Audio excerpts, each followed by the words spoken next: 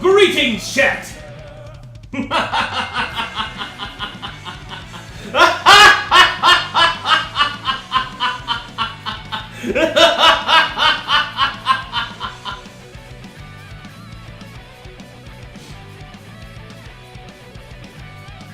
Welcome back to Twitch Chat Plays D&D.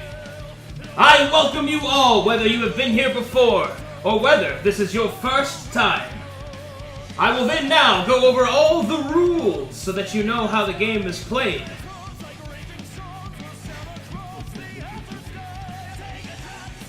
That's enough of that for now. Listen carefully, Glory Stream. And also thank you for the host, Moon. Welcome all venerations of Moon's chat. Whether you be a true believer or a degenerate, you are welcome here. For you are all the same in the eyes of the Dungeon Master. Now, listen well, for it is time to be explained. In the top left of the stream, you will see a synopsis. If you put that in, then you will see the story so far. You will also see Clyde Vanson's character sheet, because there's a few things that we need to go over. Number one, since the prologue is now finished and everybody has gotten their feet wet, so to speak, you will now be playing the game for real. From this point onward, all actions will be rolled as the dice dictate. And depending on what decisions you make, chat, with the various different bonuses you're able to acquire, will depict whether or not you will succeed. And as such, it is of extreme importance that you consider your options carefully. For if you choose unwisely, I am afraid you may be punished with death and destruction. Now, let us get straight into it. Thank you for the subs. This is how you play the game. At any point in which Clyde performs a decision or anything, a Twitch poll will pop up on screen. All you must simply do is type in one of the numbered options. You just type the number, not the option itself, and then your vote will be allocated. If you are just a viewer, then you will get one vote, and your vote will only count once. If you are a mod, your votes count as 2. If you are a sub, well, you get 5. Interesting. So, now that everything has been explained, let us begin. As it was written, so shall it be done. Last time, on Twitch Chat Plays D&D, an unfortunate event as Scabbard City was under attack by an unknown bandit force, and as the city burned, Clyde and Tilt made their way through the streets, through the smoke and screams, through the blood and the death. And as they came through the various streets, Clyde was able to lead Tilt finally to his home, where unfortunately he saw the death of his father. Such a death flew Clyde into a rage, in which Tilt attempted to save him from. The characters were able to persevere, and although they were unable to save his beloved father, they were able to at least get vengeance for Clyde. He was then given a decision as to what path he would take next. And Twitch Chat has chosen to follow Mon Widegirth to the Warriors Academy. Along the way to meet up with Mon, the Tilt, and Clyde, met up with Valerie, the mage, mysterious woman found within the old ruins in which Clyde heard a woman scream. After a brief conversation, it was decided that Valerie would join the party for the time being, and as such, our story begins on the road, in the back of Monmon's wagon. It is early in the morning, and the wagon has set forward. Tilt and Valerie sleep in the back, but Clyde is restless, as the death of his father is still fresh upon his mind. And as such, Clyde decides that he shall go and speak to his new caregiver and learn what he can about him.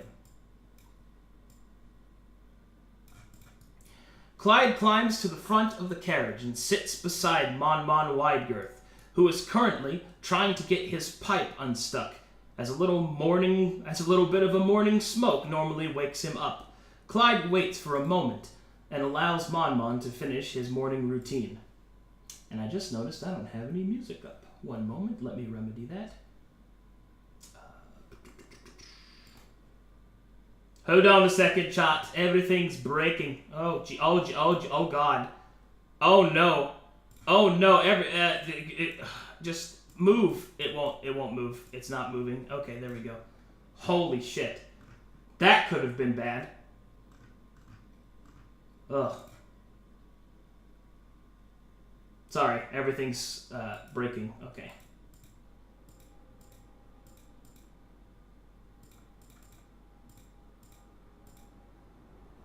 And thus, as Mon leads the wagon through the scarred steps, Clyde climbs up beside him and begins to ask him some questions.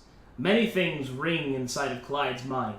There are many things he wishes to ask Mon, but I wonder, chat, which one will you choose?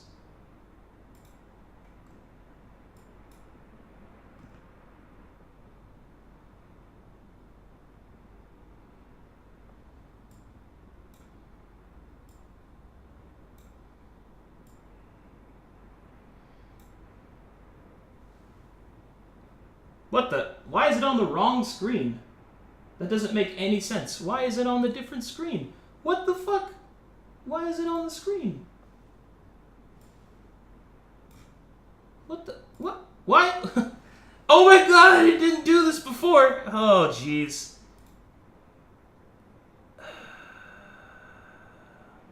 I don't know why this is doing it, chat. Hold on. Come on. Don't do this to me. Oh my god. One moment, please. Everything is breaking. My version, everything's terrible. Okay, you know what? You're letting me down, Sirenscape. Okay. I don't know why it's doing that. We'll figure that out next time. Sorry about that. I don't know why it was doing that. Okay. You have chosen to ask him why he thinks that the bandits attacked Scabbard City. An interesting question. And Clyde looks to Mon and asks, Mon, why do you think the bandits attacked Scabbard City? I've never seen that happen before. I've never seen so many of them. Why do you think they attacked? Oh, my boy. Bandits don't really need a lot of reasons to attack anyone. But I suppose if we were trying to figure out why, there's a number of things that could happen, I suppose. And Mon looks very serious as he begins to think. It could be a simple raid, but I don't think so. To attack a full-on city, well, that's just brazen and reckless. I suspect that we might have another bandit king on the rise. There hasn't been a bandit king since the schism, some 70 years hence. Oh, that was back in my father's time.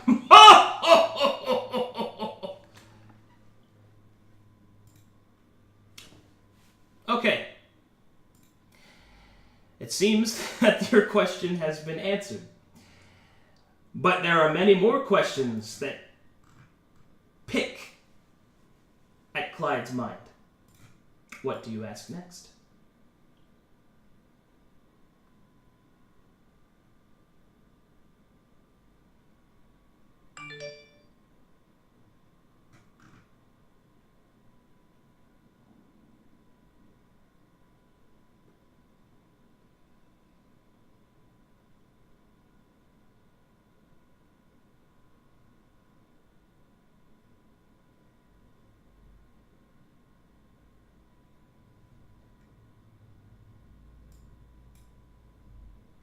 You've decided to ask Mon Mon about his past, perhaps what wars that he fought in. Clyde looks over to Mon Mon and then asks, Mon Mon, I know that you're a veteran and a warrior, that's how much my father told me, but what wars have you actually fought in? I mean, how many could there have been? For a moment, Mon Mon looks at Clyde with a kind of incredulous look on his face. I fought in 3 different wars in my career, my lad. The Black Bark Conflict, the Riverland Rebellion. And I was also sent as an aid battalion when Dalton fought off the Third Inquisition, Lord Bourne's betrayal. Well, that was a nasty business, let me tell you.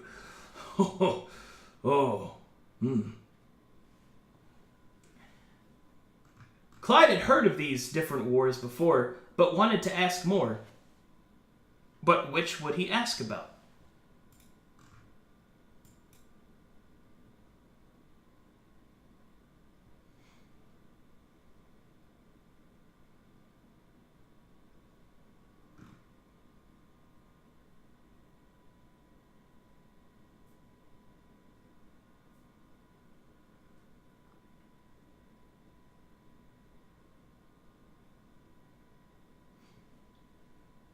Normally I give 30 seconds to those of you that don't know for each response.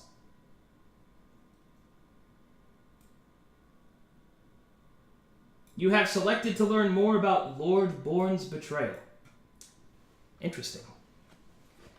Clyde then leans forward, looks at Mon Mon and asks, I've heard a little bit about the Inquisitions, but to be honest, I don't know that much. I've never heard of Lord Bourne. And then Mon Mon remains silent and looks at Clyde, unsure whether or not he should answer. 1,000-yard stare as Mon Mon looks forward, perhaps remembering something. And then he speaks in a low voice, his normal, jolly attitude somewhat dimmed by the remembrance of the conflict. That was perhaps the worst I was ever in. Men killing men in the streets, civilians crying out. Well, that was my first major fight, I guess. And I don't think the scars I got from it will ever fully heal. It's a different sort of thing, Clyde, when the Inquisition is involved. Terrible folk.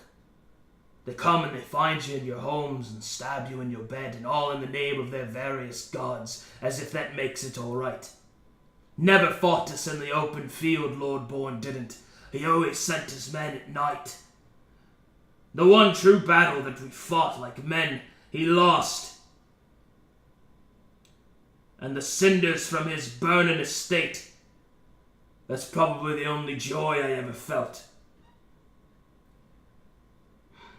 Remember, Clyde, if you ever see a 6-branched tree on a pen or pendant, know to be wary, because that's the Inquisition.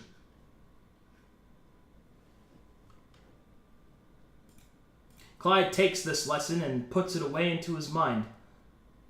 But Clyde is a curious boy, and there is still much more to learn. Which do you ask about next?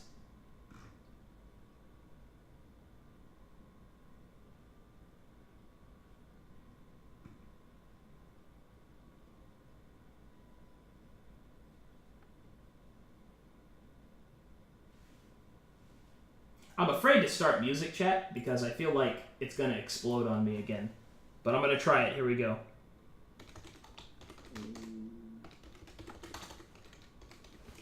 Apparently I'm hungry because my stomach just freaked out at me.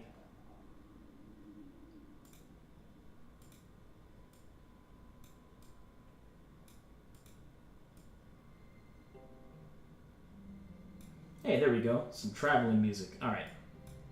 You've decided to ask about the Black Bark conflict.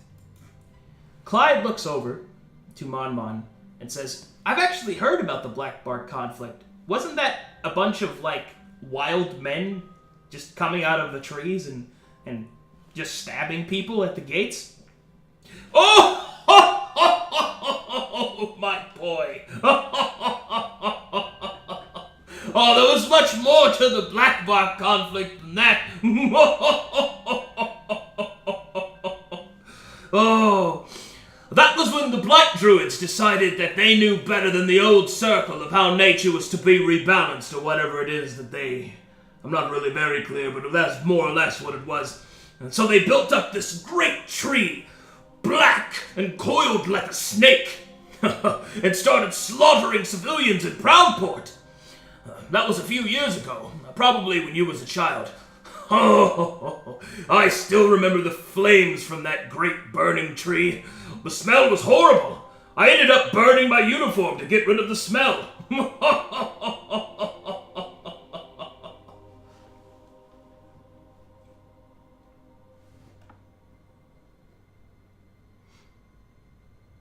And as this ends, Clyde naturally moves on to the last one. And what about the Riverland Rebellion? Well, that wasn't as impressive as far as wars go. A few lords down south thought they could unseat the commander. I remember one of the Thunderhorse sons impaling a man who was alive for 3 full days, just yelling and screaming, impaled on a lance stuck up in the middle of camp. That cost us a bit of sleep on that one.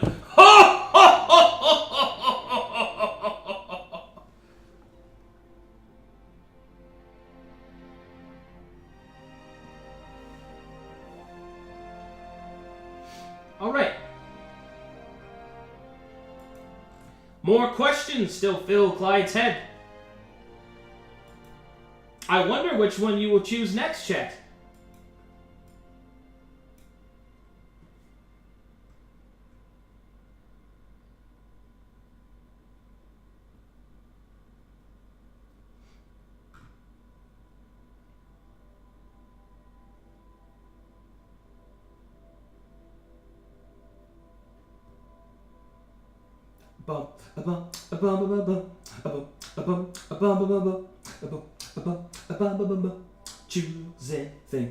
Choosing things,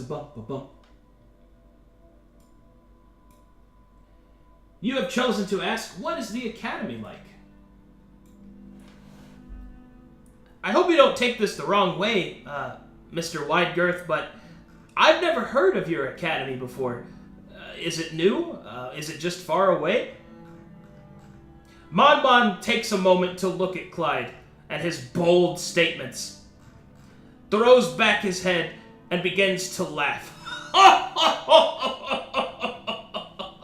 Oh, it's not that famous, lad. I'm not some sort of hero. Oh, no, not even a little bit. Oh, my goodness. Oh, yes. Oh, that's too small. You see, it's called Steel's Song. I know, a fantastic name. I actually won the Academy in a game of poker with one of my old captains. Lady Luck was promiscuous that night.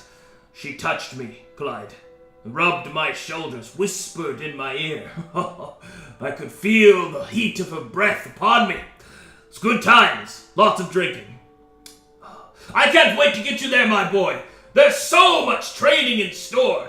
4 great masters I plan on sending you to. 4 great masters. Adam the Fair, Esteban Eclair, Staven Star, and of course, Sir Raiden Clast.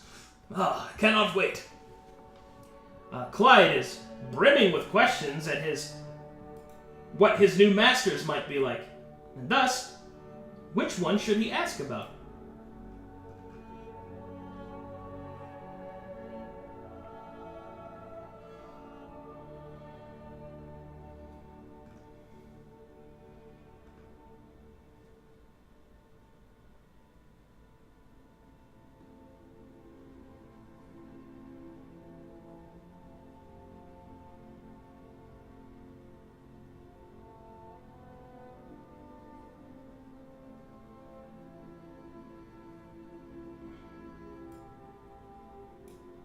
You have decided to learn more about Staven Star. Who's Staven Star, Mon? Oh, my boy. Well, he's a rather pessimistic character, I suppose, but he's a brilliant mind, both on and off the battlefield, you see. I employed him as a lieutenant in the past, actually. He is, as I said, a bit of a pessimistic fellow, but I suppose that when you can predict the movements of most men, the world loses a bit of its mysteries. He teaches tactics and strategies, of teaching warriors to use their head. And I mean more than a headbutt, my boy.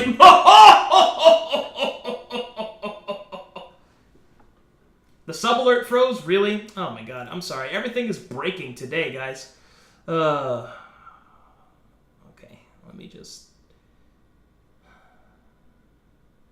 Wait. Why is that even on here? I'm just gonna remove it. Sorry about that, guys. Anyway. So. Okay, finish that. Sorry. I'm getting so thrown off by all these errors. I wasn't having them earlier. Sorry about that, guys. Anyway. You've asked about one of your masters, but who else would you like to know about?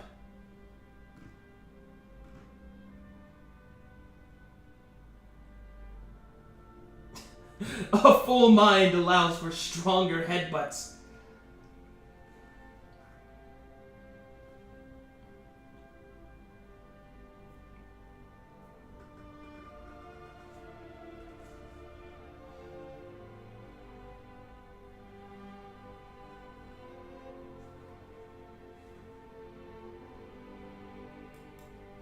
You have chosen to learn about Esteban Eclair. Alright. Who's Esteban Eclair, Mr. Widegirth? That man. He used to be an assassin, before he was assigned to kill me, that is. He failed, but instead of killing him, I offered him a job. Believe me, my boy, I was lucky in our fight. Sometimes I'm afraid he might decide to take another shot, but so far he hasn't. But he has extensive knowledge of anatomy, and teaches young warriors the most effective places to strike. The neck, the hand, the spleen, all the places to cause the most pain, the most damage. Oh, he's a fine folk, he is. I believe he also knows a bit about healing.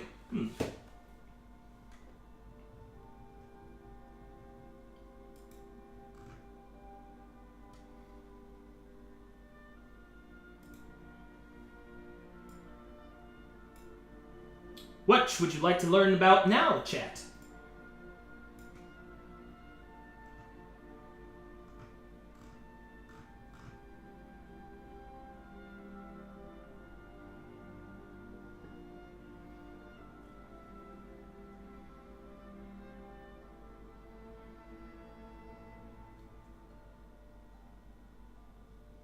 "10 seconds remain, chat. Vote quickly before it is too late."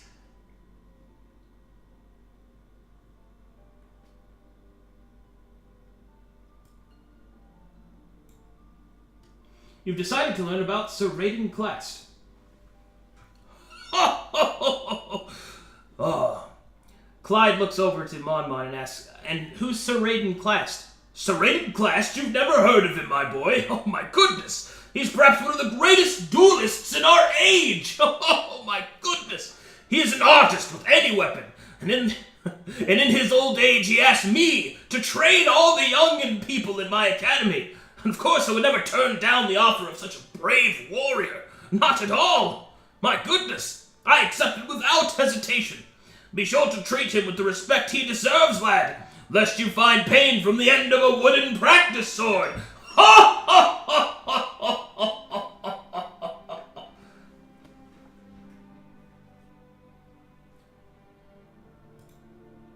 Clyde decides to ask about the last master he has to hear about. "And who's Adaman the Fair?" "Oh, don't look at me like that, boy. Just because a man is pretty doesn't mean he can't kill. But he is a man who values his looks. He's without a doubt the most handsome warrior I've ever seen, seriously. Sometimes I look at him and I think he's an elf. But he's also one of the greatest masters of armor and shields that I've ever seen as well. He can turn a blade with a simple movement of his arm or leg. I've seen him turn an axe blow with just a simple sidestep. He also knows advanced upkeep techniques of your armor, something that you'll need to learn, my boy."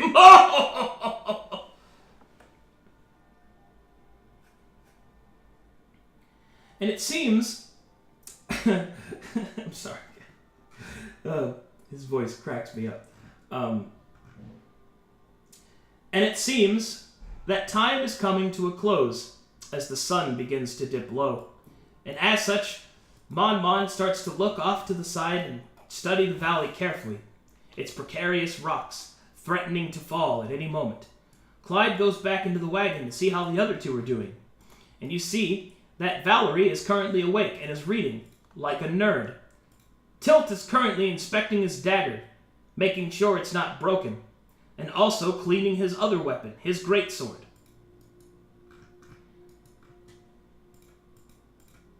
As Clyde settles in, Valerie looks up to him and looks as if she's about to ask him something. Clyde tries not to make eye contact with the nerd. But, unfortunately, she does ask, "If you don't mind me asking, but it seemed as if you have been in that ruins before. Could you perhaps tell me what you were doing there before, Clyde?" Clyde looks at the nerd asking him this silly question. Which path? How should you react, chat?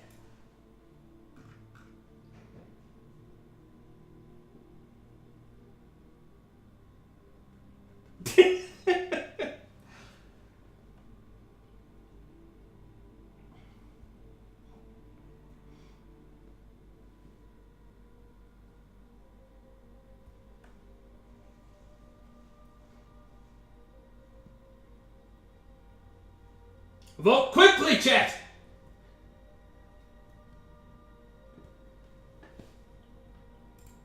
You've decided to be smooth. Clyde looks over at Valerie and says, "Well, you know, I oftentimes go searching in ruins just in case pretty girls are there. You never know when somebody's going to need a little help." Wink. Valerie looks at him with a deadpan stare. "Surely you cannot be serious." "Are you serious? You just randomly look inside of ruins in the hope that a woman would be there in distress?"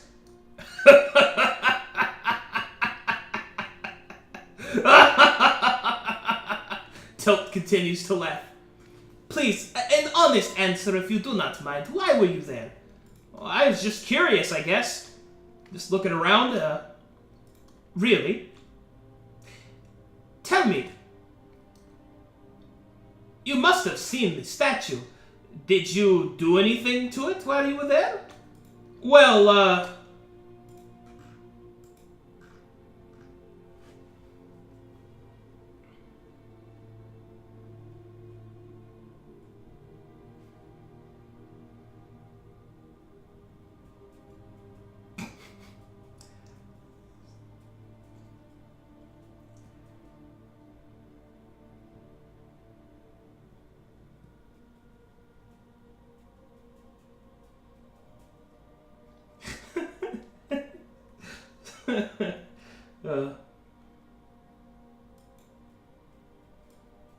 You have decided to be rude.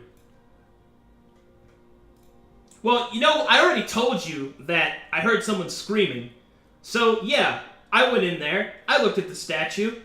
I mean, what does it matter to you? You popped out of an altar, huh? What's your story? Why did you do it?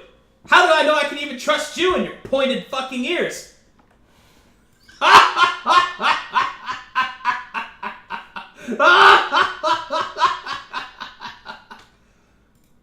Valerie once more looks at him with a deadpan look. You know, I was hoping that perhaps you would not be one of the round ears that would point out our differences, but it seems you are just like the rest of the simple-minded young-lived. I apologize for my inquiries. I will not make the mistake again. You have lost 2 affinity with Valerie.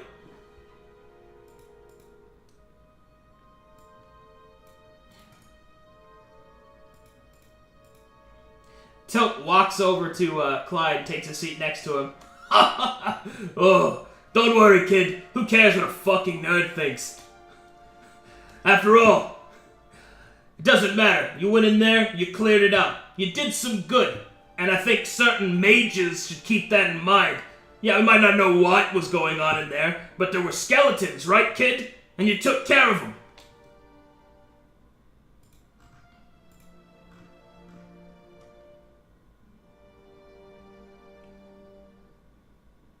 How would you react?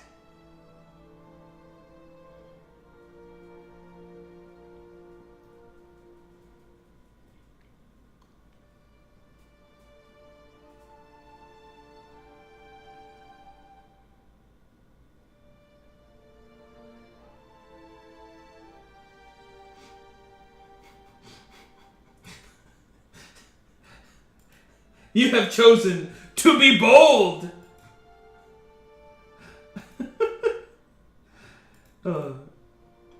Clyde looks over to Tilt and says, "Hell yeah, I did! There were skeletons, and I shot them, and I kicked them in the face. Oh, it was awesome! I wish you were there to see it, Tilt! Ha ha! I bet it was, kid! And you know what, Valerie? You better be glad I did, because if I didn't, you would have been attacked by them too. I shall have to remind myself to thank you, oh wonderful hero." Ah, jeez. Okay. And thus, the wagon begins to slow and pull through the valley. Above, the rocks crumble and tip. Tilt moves his hand to his sword, unsure whether or not these rocks are simply the earth resting, or perhaps the movements of an unseen enemy. Tilt will look incredibly nervous, keep looking up to the top of the cliffs. It seems that he doesn't like the enclosed space of the valley. Having no problem with the wagon, it seems this is strange. Why would he be so frightened of a valley? Clyde looks to Tilt and tries to decide what he should say.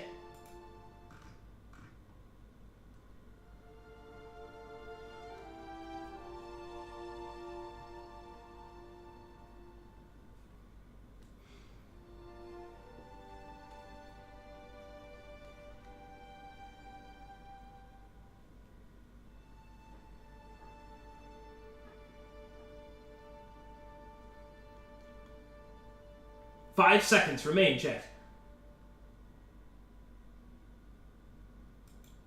You have decided to be kind!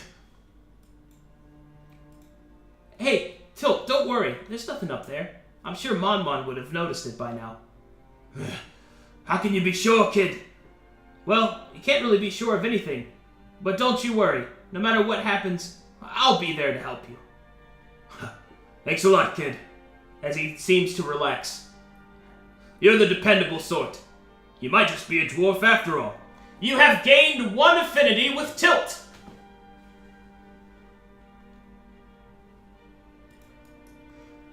And so the wagon starts to pull further through the valley.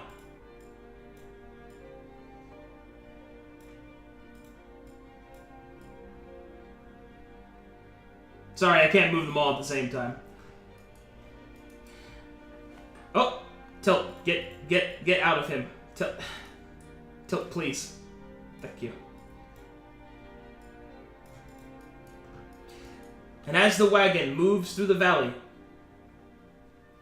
Mon calls back, "Brace yourselves, it's about to get a bit bumpy!" And as this happens, the wagon starts to rumble, as rocks start to fall all around. And up and down the wagon goes as the horses neigh. And you start to go downhill at an alarming speed.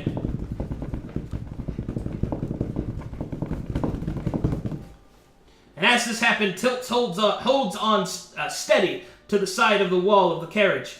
Clyde holds on as well, but Valerie loses her grip and falls forward towards Clyde.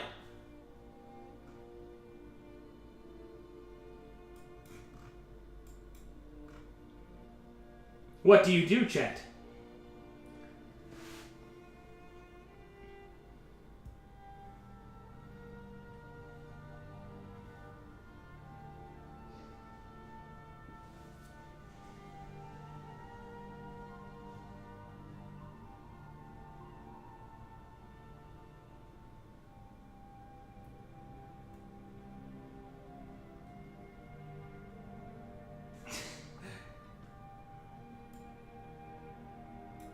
You have decided to use charisma.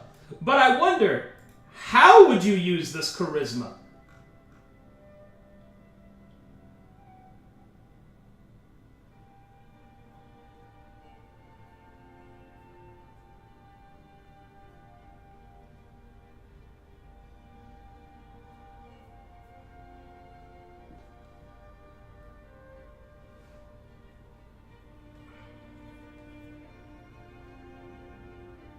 Choose quickly, chat!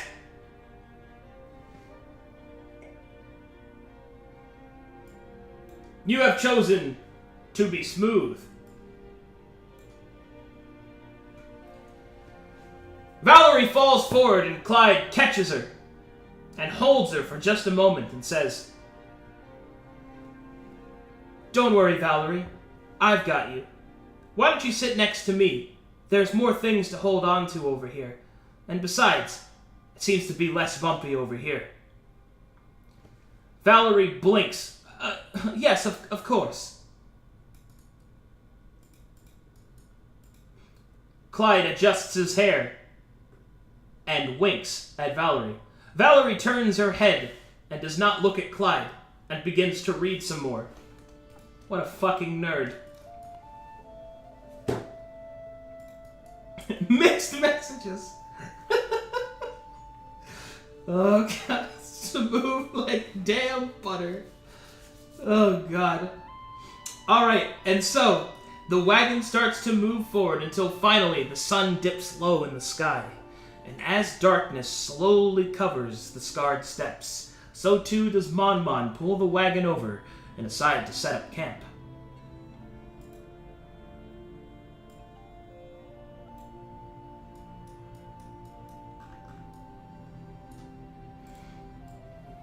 It grows dark overhead, and the campfire is lit. A cool wind blows through the steppes. The horses begin to sleep. Clyde settles in to try to get some sleep, but is not really able to. Outside, he hears something familiar. A low, chipping whistle. Without a doubt, that is Tilt, most likely by the campfire. Clyde, being unable to sleep, decides to join his friend.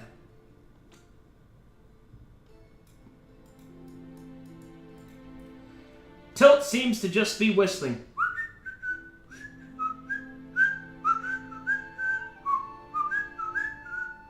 He seems to be cooking something over the fire. Clyde walks up to Tilt and asks, "What? We already ate. What are you hungry again?" Tilt looks over to Clyde and laughs. "Apparently you never heard of second dinner. You want some, kid? I mean, sure, I guess. Can't wait. Oh, look at it. Look at that cooking. Oh, He starts to cook the food over the fire some more. And then Tilt looks over to Clyde and he says, "So, any thoughts about which master you wanted to train under? What kind of warrior do you think you want to be, huh?" "Well, I'm not really sure, to be honest." "Well, you could always, wield a greatsword. Go the two-handed style." As Tilt starts to eyebrow wriggle. How should Clyde react to Tilt's subtle suggestion?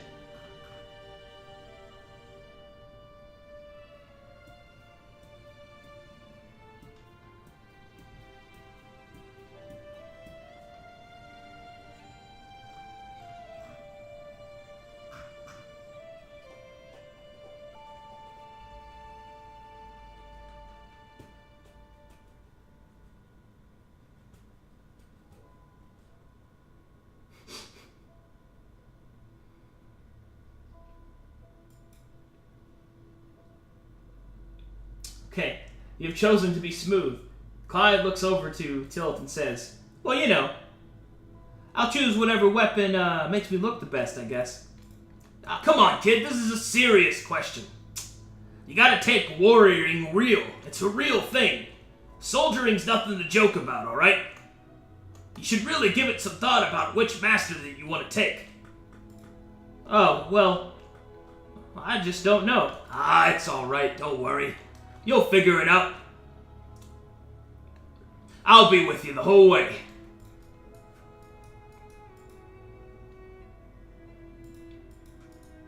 At this point, Valerie exits her tent, comes and sits by the fire. For once, the nerd is not fucking reading. Gentlemen, I would like to speak to you. And I believe there is an apology in order. You aided me, and I do not believe that I ever truly thanked you, and I would like to do that now. I thank you, Master Tilt, and Master Clyde. How does Clyde react?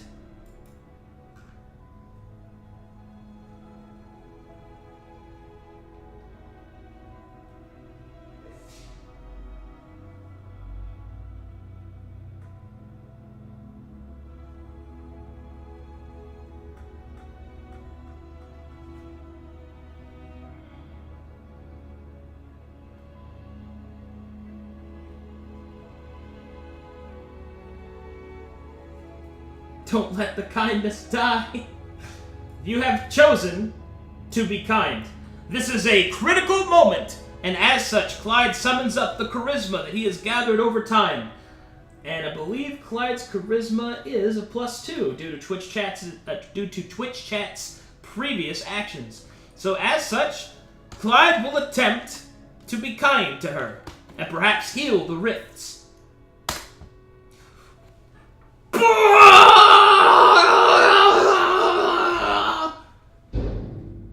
Whoa! A natural 20! My goodness! Clyde looks directly at Valerie and says, I wish I knew Elvish so that I could say this properly, but I was acting like a fool earlier. I could see that you are scholarly and astute, and I apologize on behalf of Tilt for calling you a dirty word like nerd. I can tell you that I value someone like you, who has the intelligence and education to know the things about the world. And I hope that you stay with us for some time. You are like a guiding light in the dark of ignorance. And it is no problem to help someone in need, and I'll always do it. Valerie is taken aback by the pure kindness of a human. She will blush slightly and will simply say, oh, well, thank you for the kind words. Ha! Fucking nerd. Just don't get your books on my weapons. I see that you like to make up for how small you are with big words. What was that? You want to get slapped in the mouth, you fucking girl?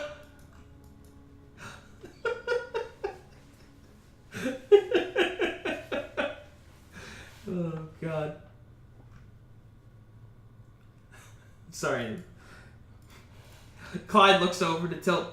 Come on, there's no need for that. I'm just saying she's a nerd. That's nothing that she needs to get all uppity about. She is what she is. I'm awesome, and she's hilarious. I contain the powers to control the elements of the world. Yeah. And I can punch a chicken. You don't see me walking around going, oh look, I'm a chicken slayer. I can blah, blah, blah, blah, blah, blah, blah. You know, I also have the ability to summon forth things, like liquids. There is no need to be vulgar. I'm just saying, you're not the only one that can summon water.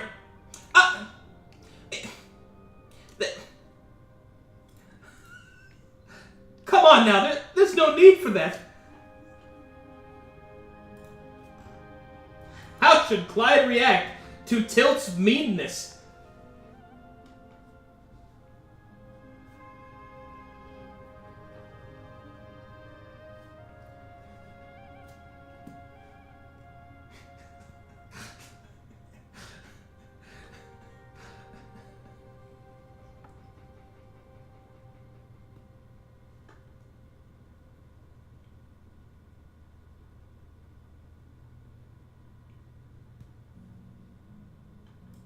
You have chosen to be bold!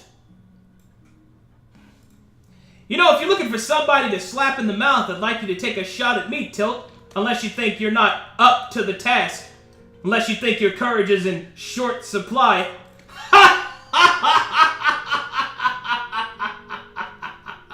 Not bad, kid. That's a pretty good one. You know what? Maybe I'll take you up on that offer. But right now, dinner's almost done. And,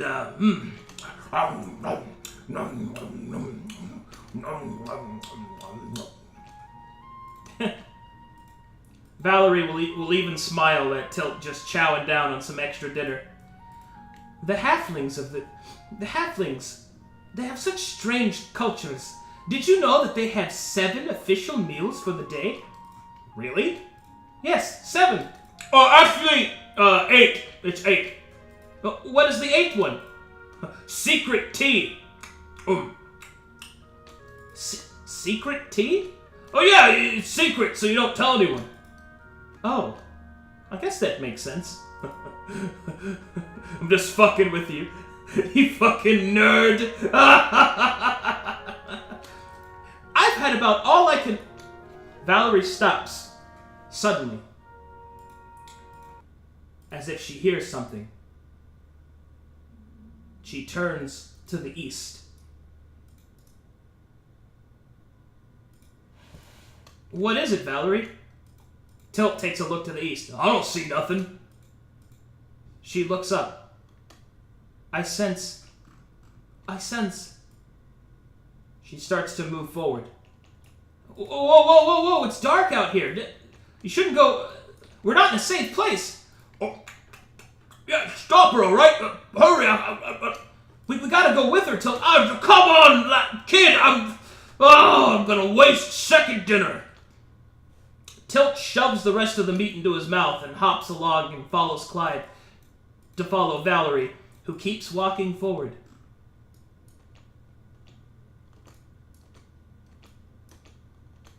And as you walk through the night, following Valerie, you see she comes to a set of ancient pillars inscribed with old rhetoric. You can also see that there are carven images of the old lords of Dabarek. Well, this is a pretty crazy-looking place. I sense the runes. What do you mean, runes?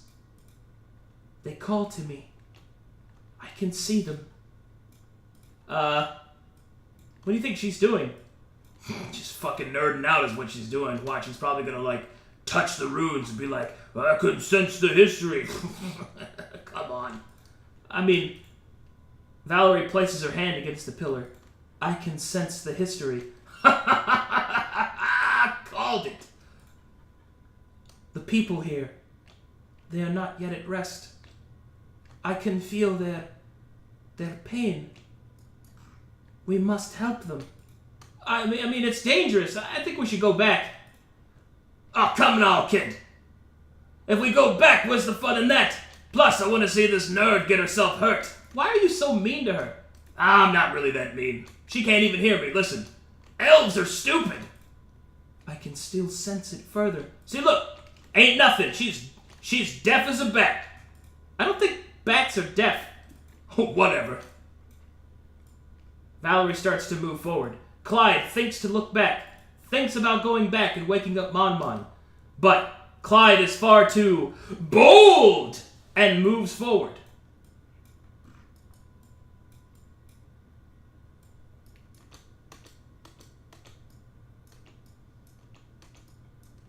And thus, you continue to walk through the night, and you go past several more of these pillars with more carven people upon them.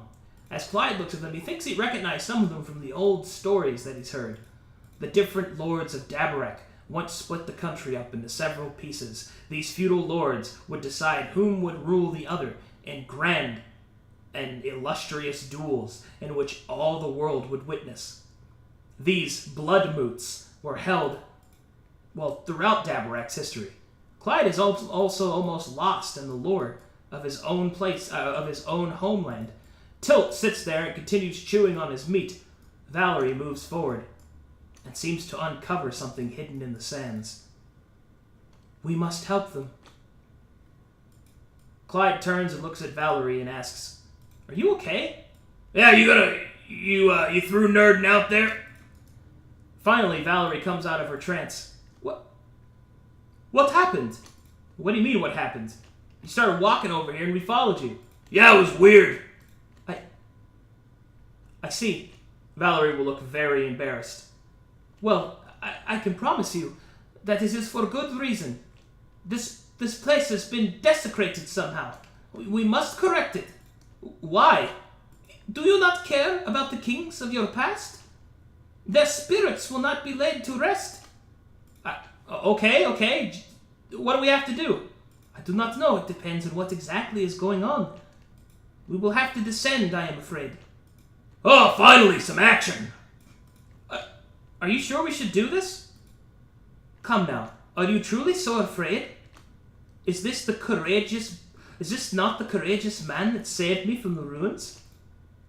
"Well, you know."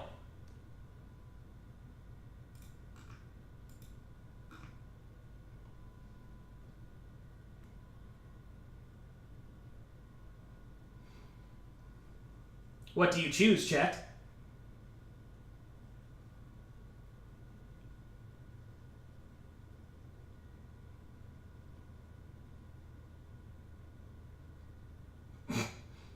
Be bold, chat!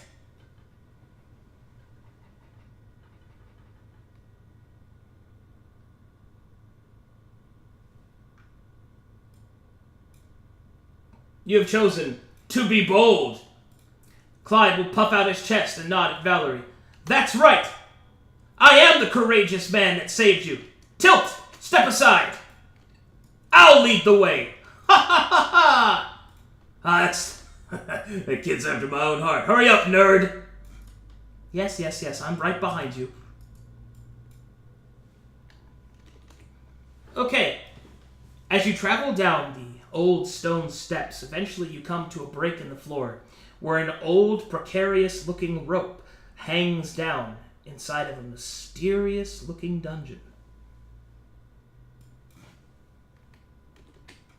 Clyde, being far too bold to think twice, starts to climb down the rope into whatever might lay in his path.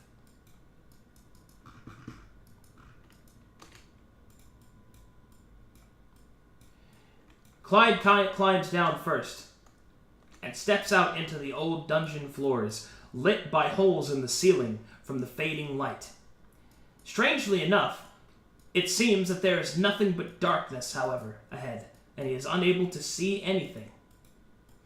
Tilt comes down as well next. "Aye, fuck, I can't see anything down here, kid. Not much clearing up and consecrating we can do if we can't see anything." Valerie comes down next and sees how dark it is. Valerie smiles and says, "Fear not, gentlemen. I have just the thing." And as such, Valerie will look at her spell book. Which spell should she cast?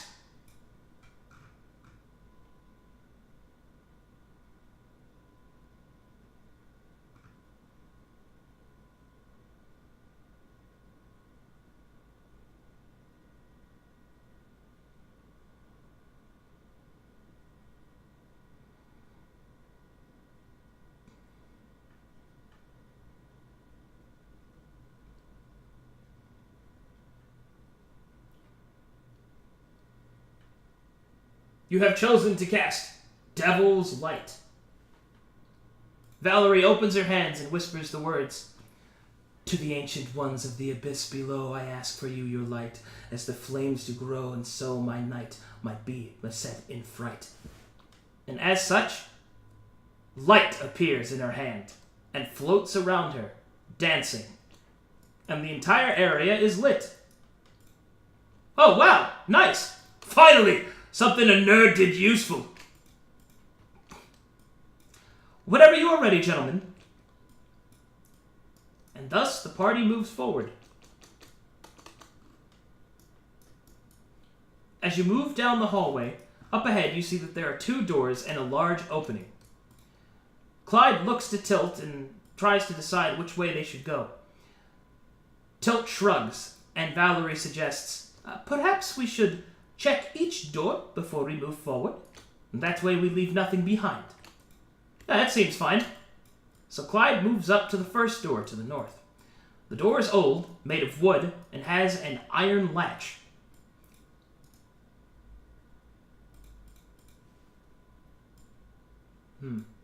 The door, however, seems to be locked.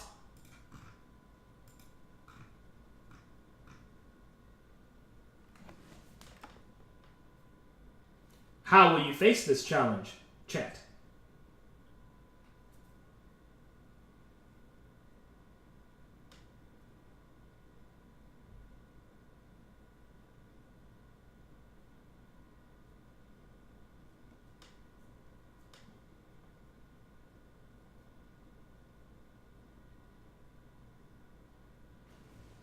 You have chosen to use your intelligence. Clyde looks at the door carefully and thinks that maybe he could pick the lock with his dagger. And as such, Clyde will attempt to use his intelligence to pick the lock. This is a critical moment. Let's see how well he does. Not bad. Clyde takes his dagger and starts to pick at the lock. He clicks and he clacks and he moves the blade until he hears the tumblers lock in place. And as this happens, the lock breaks free. Valerie looks impressed. You have gained 1 affinity with Valerie. Tilt rolls his eyes. He could have just broke down the door anyway. It looks like I got the lock open. And thus Tilt opens the door and walks inside.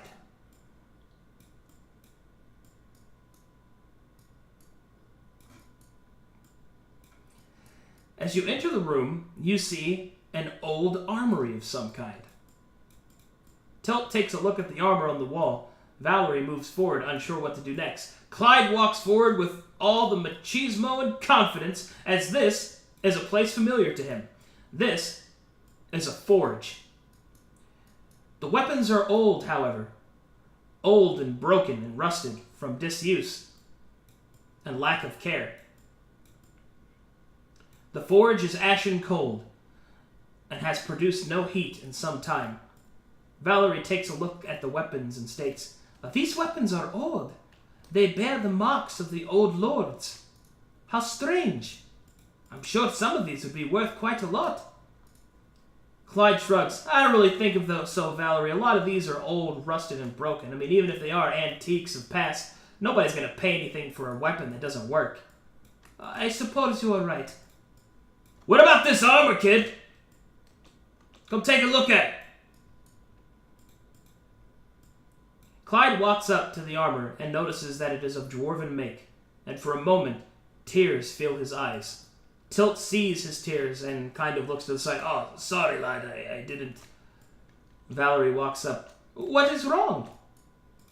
Clyde will look to Valerie as she asks this question, apparently not getting the picture.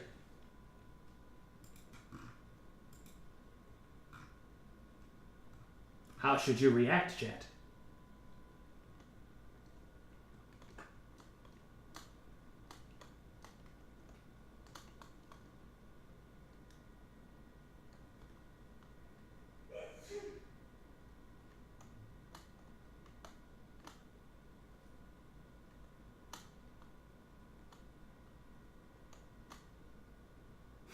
You have chosen to be honest. Clyde looks over to Valerie and says, "Well, my father was a dwarf." "Your father was a dwarf?" "He's not my real father, but, well, I mean, he was my real father. Look, he was my dad, okay? And he's one of the best smiths in Scabbard City. Hell, I'd say in Dabarak. So I was just remembering him, that's all." "Oh, I am sorry. I did not know." "Oh, it's fine." "So what do you make of it, lad?" "Well, it's pretty good. It looks like the South clans. There's something strange here." and Clyde will open up the breastplate of the armor and look inside. Now, this mark is strange. I've never seen it before. It's some kind of script? This isn't Dwarven. May I take a look? Sure. Sure thing, nerd. As she looks inside the breastplate. Ah, that is because this is an arcane script. It seems to be some sort of activation word. As she looks inside and moves her hands across it. Unfortunately, I cannot seem to make heads nor tails of this. Oh, it's fine. I wouldn't want to take it anyway. It belongs here. Oh, well, as you wish.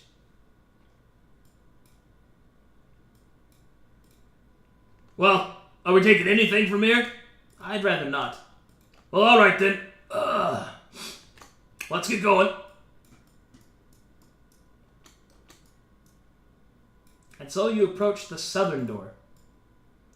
As you approach the southern door, you see that it too is locked.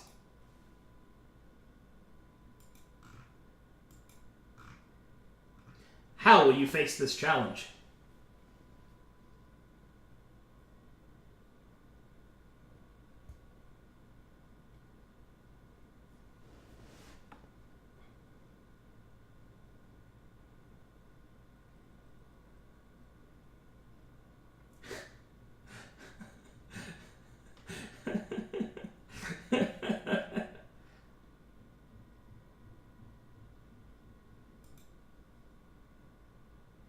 See.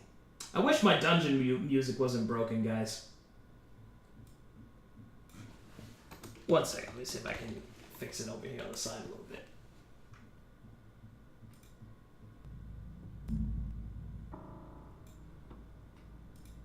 There we go. That's more like it. You have chosen intelligence. Clyde looks at the door and busts out his dagger again. This is a critical moment, and as such, we will see how skillful Clyde is. Clyde places the dagger inside of the lock. This one is quite a bit more difficult than the last one. He takes a moment, he clicks and he clacks, and he moves the tumblers, eventually getting frustrated and just ripping out the lock. The dagger does the job, and the lock is disabled. Valerie nods. Tilt rolls his eyes, but Clyde has increased his skill, and as such gains a +1 to intelligence.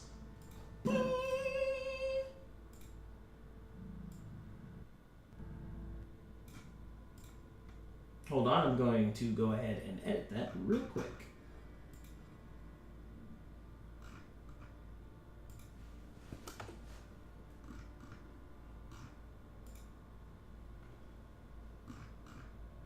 Alright, Clyde moves through the now open door, Tilt behind, and Valerie in the back. And inside, they find themselves in a strange area. It looks to be some sort of old barracks, with a picture of the commander and someone else on the wall. An old table filled with maps and markers, and cots with trunks can be seen. Tilt walks over to the map, as does Clyde and Valerie behind. Tilt cannot see the top of the table, and frustrated, turns, goes back over here, and grabs this bench. He moves the bench over here, and then chops on top of it so that he can see it. They then begin to read the map. This seems to be some sort of war map, maybe? That's what it looks like. What do you think, Valerie? Well, I recognize this script here. It seems to be Elven. It is possible that perhaps our whoever drew this map either enlisted the help of the elves or were Elven themselves. But as far as I know, the elves of Dabarak are nomads, much like my people are. So it does not make sense that they would be a part of a standing army. That is interesting. Do you think we should take this map? That's up to you, kid. Well, is history. We should be careful. I will leave it up to you. Okay, chat. Do you choose to take the map?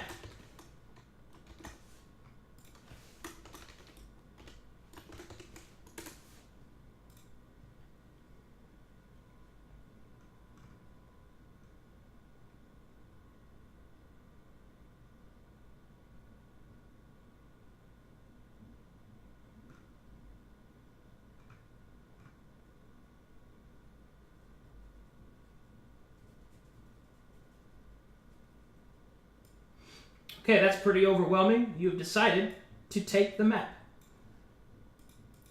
As Clyde picks up the map, something attached to it is pulled, and a small string underneath the table clicks into place, and a trap is set off. Daggers go flying out of secret compartments around the tables, outward. Oh! Ah, shit! Tilt quickly rolls his dexterity to attempt to avoid, and fails! He takes wounds across his arm as the daggers find purchase. Valerie attempts to roll her dexterity to get out of the way, and with elven grace leaps into the air with a pirouetting backflip, landing gracefully behind. Clyde rolls his dexterity to try and evade, and fails, taking daggers to the chest. Gah!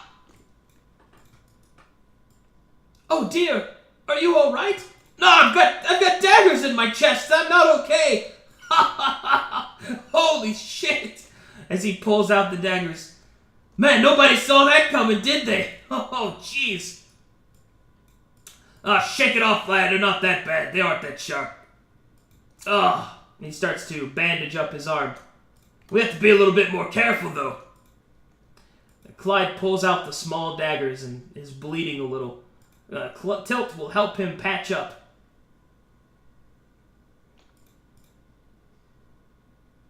We gotta be a little bit more careful next time. Yeah, we should. I wish I possessed the magics to heal you. It'll be fine, probably. Let's just hurry, okay? Tilt starts to investigate the room as Valerie investigates these strange potions on the wall. Clyde will take a seat because he took a bunch of daggers to the chest. Tilt walks up to the chest and opens the trunk. Close. Close. What the hell is this? Tilt will hold up a strange wooden object that he's not able to really make out what it is. Hey nerd, you know what this is? Valerie turns and looks at Tilt. Oh yes, bring that to me whenever you are finished. Yeah, whatever. And he moves over here and looks at this chest, opens it, and inside he finds a short sword. Well, I'll take that. And he puts that into his pack, and he moves back over to Clyde to check on him. Valerie will begin to take the potions from atop the shelf and move them down, and moves over to the table. Found you a nice short sword, lad. Oh, thanks, Tilt. Oh, I'm sorry, I don't feel very good. Well, as it just so happens, this place seems to be prepared. I have found a potion that I believe will restore your wounds. Really? Aren't those, like, super expensive? Well, we are comrades, are we not? Here, drink this. Oh, it tastes like piss. Just drink it. Okay. Clyde feels his wounds begin to close. He is healed. I feel better, thanks. You are welcome. Let us hurry.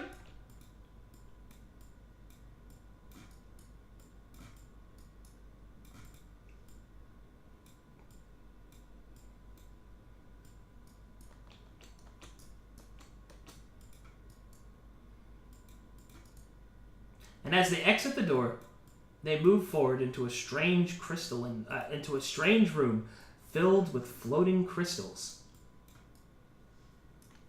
And what do you think these crystals are for?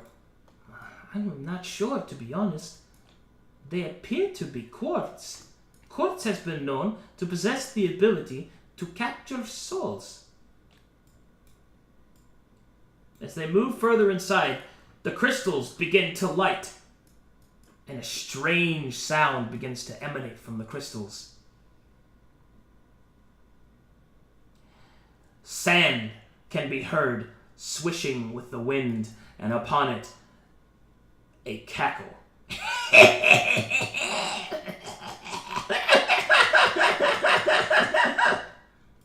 Clyde steps back, as does Tilt and Valerie, as the laughter continues. And then, figures start to appear from the crystals.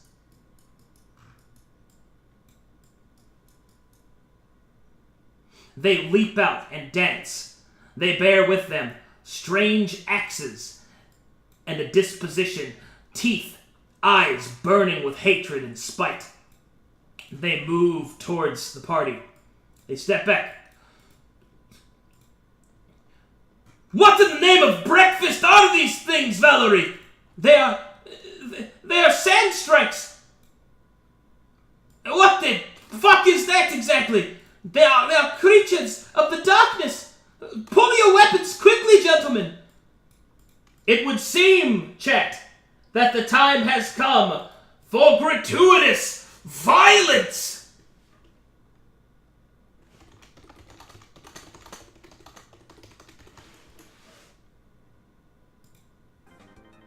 Oops, that's the wrong thing. That's the thing I want. And thus Clyde pulls out his weapons. Tilt pulls forth his sword, and Valerie prepares her book. The time has come, stream. The time has come, chat. Let's make it rock. Oh, yeah. Clyde has gained initiative.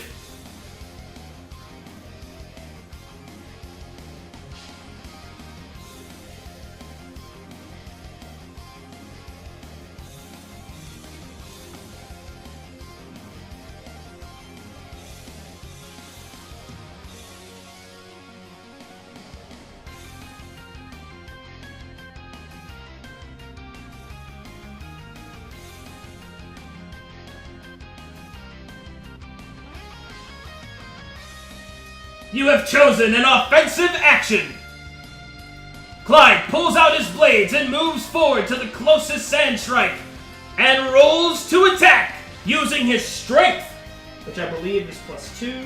Yes, it is. Go! What? Clyde steps forward and with masterful precision scores a critical hit on the sand strike. He cuts forward, blocking the sand strike's defensive blow, turning his blade, and with his twin daggers implants one in the sand strike's neck and pulls it free as blood and sand come pouring out of the strike's neck.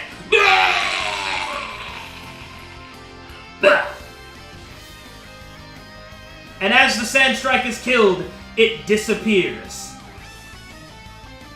Ha ha ha! Is that all you've got? It is now Tilt's turn.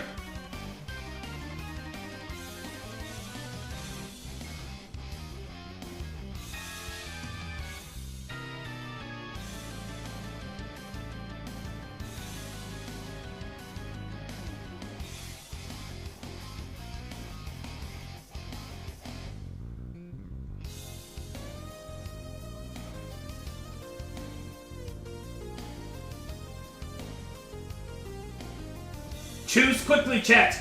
There is not a lot of time. You have chosen an offensive action. Tilt moves forward and tries to introduce this sand strike to his great sword. Ha! The great sword rattles off the sand strike's natural armor and across its defensive stance. The sand strike staggers backwards, but is not struck. It is not harmed, but hard pressed. It is now Valerie's turn. To keep in mind, If you wish to use a specific spell that Valerie has, select Use Special Ability. Otherwise, she will use her basic cantrips to perform the other tasks.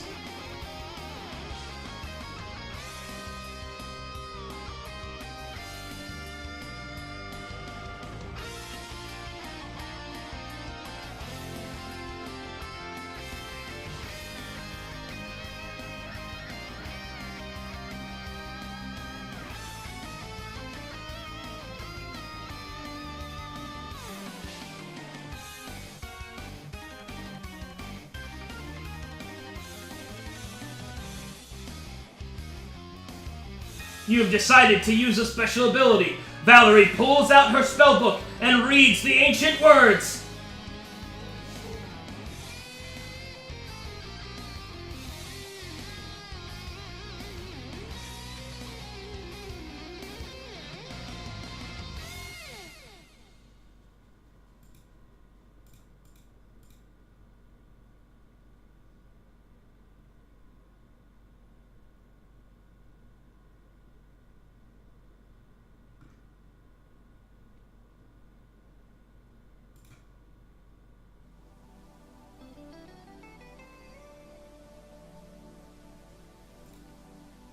Wow, that's way more chill than I thought it would be.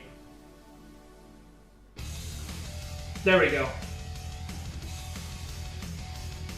You have selected to cast Doom. Valerie holds up her hand and forms a black mark in the air and summons forth the energies of the world around her. Your life is forfeit. Your time is due. I enact on you Doom! And selects the Sand Shrike in the back, who is beset by Doom. The creature will attempt to resist, but is unable to do so. He is struck with Doom. It is now the Sand Shrike's turn. The Sand Shrike's 3 moves forward towards Clyde. He pulls up his large sand axe and brings it down on Clyde. But because he is doomed, he must roll twice and take the worst result. And thus he takes the 14. Clyde is far too swift for such a simple strike and dodges out of the way. The Sand Shrike feels the magics pulling at him. It cries out.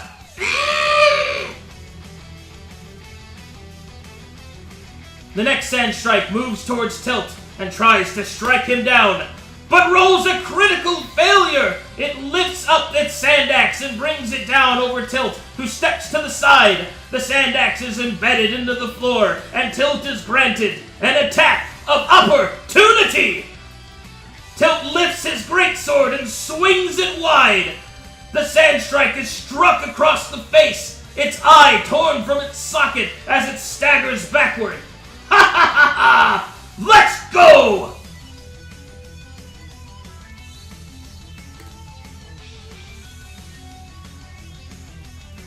The next Sand Shrike moves forward. He moves up to attack Tilt and raises his sand axe forward.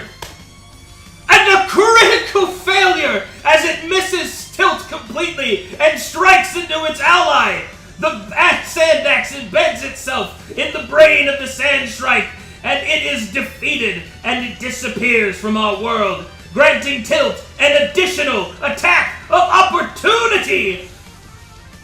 Tilt raises his greatsword and slams down once more on the Sand Shrike, cutting into its chest.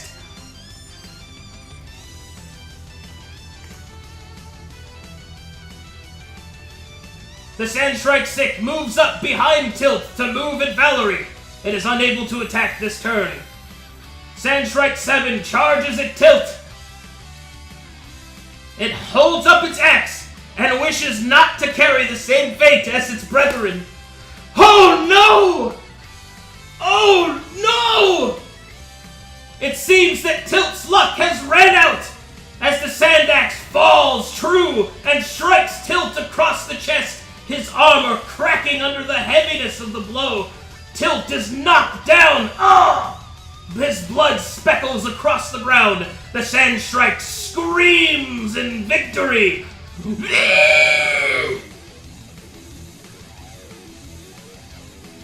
It is now Clyde's turn. It seems that both Valerie and Tilt are in trouble. He must choose which one.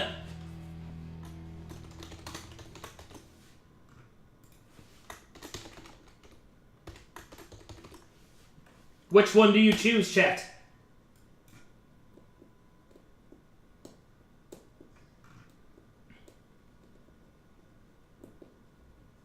Pros before hoes.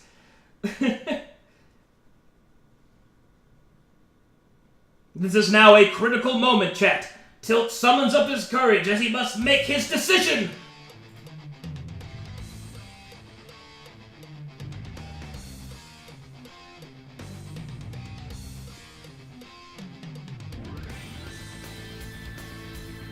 You have chosen to aid Tilt. Clyde turns and starts to move towards Tilt. What do you do?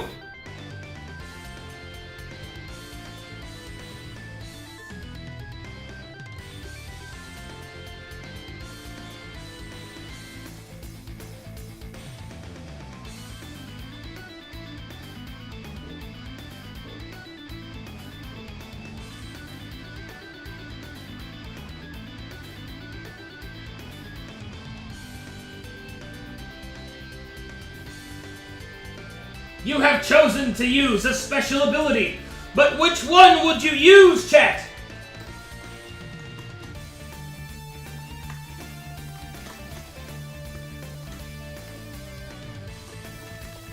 You have 2 special abilities on Clyde.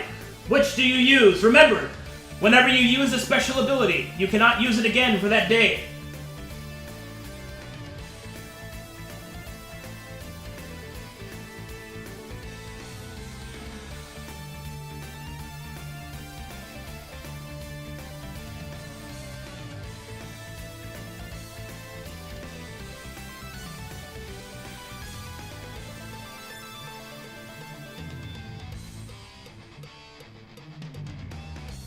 You have chosen to use Leap!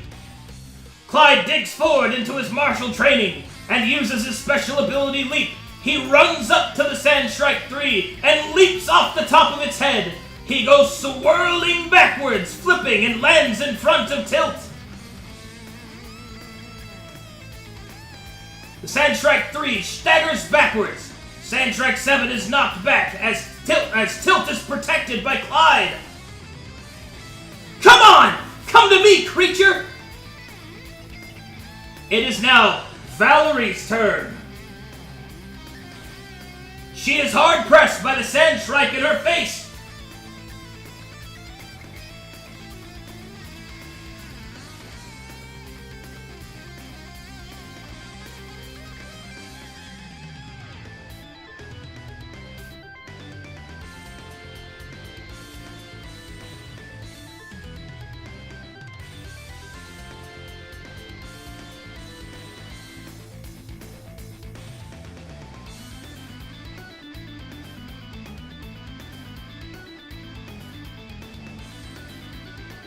You have decided to use a special ability. Valerie pulls forth from her spellbook. Which spell do you cast?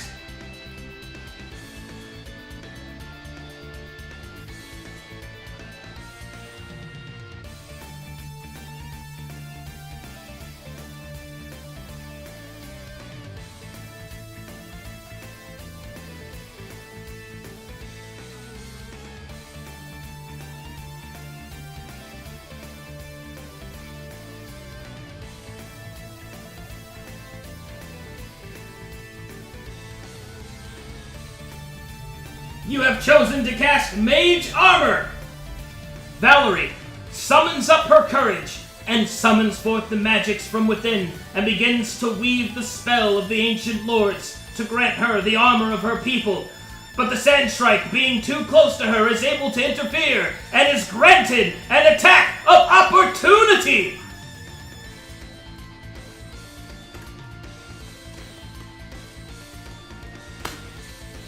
But the creature's strike goes too wide. and Valerie is able to dodge to the side. Her body is covered with the spectral plates of the elven warriors of old, and she is now protected.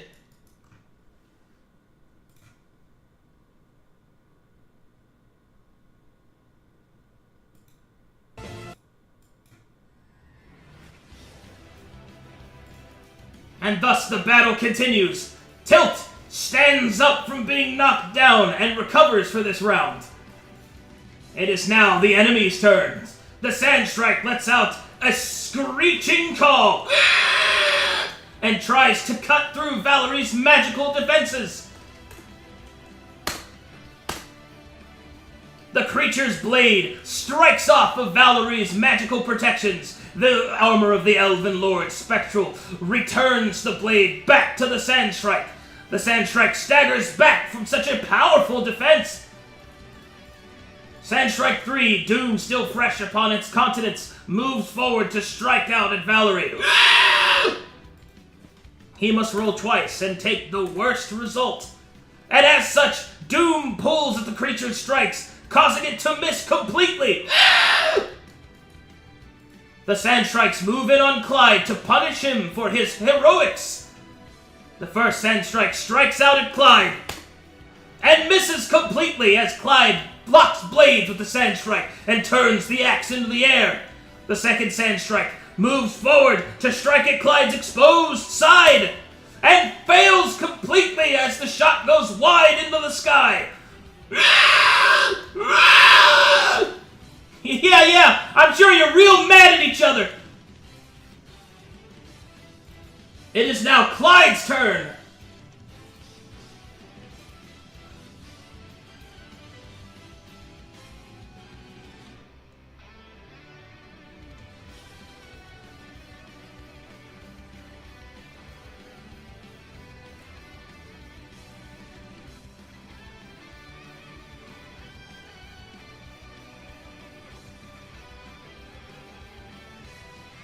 Vote quickly, chat!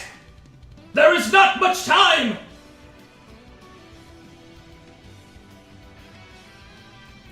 You have chosen an offensive action. Clyde steps forward towards the Sandstrike 7, wields his daggers in a flurry, trying to confuse the creature, and strikes outward with a blow that will surely end its life! Ha-ha! His daggers bounce off the Sandstride's natural hide as the creature laughs.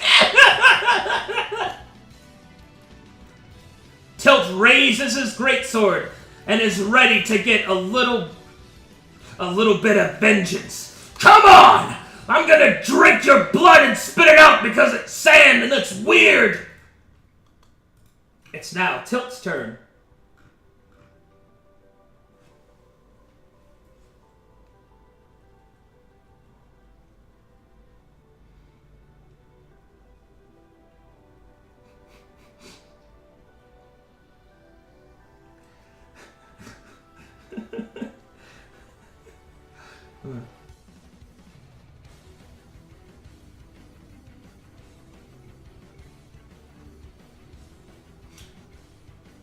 And thus, you have chosen to use an offensive action. Tilt raises up his greatsword and brings it down on Sandstrike 5. The blow misses completely and slams into the rocks below, smashing through the floor. This floor is taking a lot of damage. Sandstrike calls out to Tilt in a mocking tone.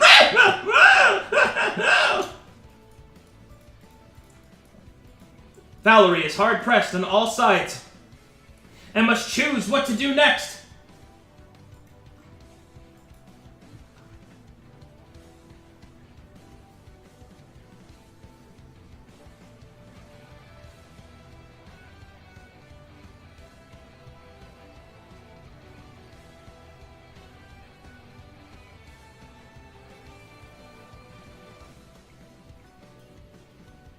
Choose quickly!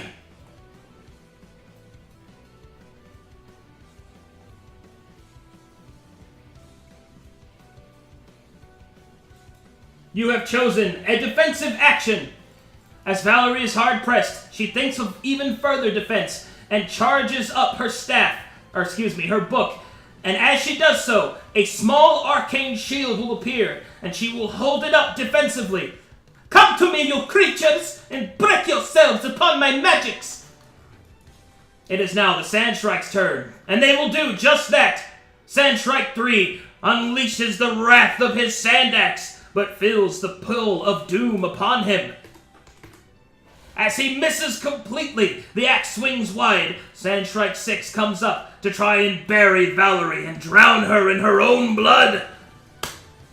The attack strikes through, even through Valerie's mighty defenses. The axe finds purchase in her weak wizard flesh, and blood seeps down as part of her shoulder is torn down. Sandstrike 5 moves forward to finish Tilt. It misses completely as Tilt turns the axe aside. Sandstrike 7 strikes out at Tilt. The blow finds no purchase as Tilt turns it to the side. We gotta save Valerie! Oh, I'm kind of busy, kid! It is now Tilt's turn.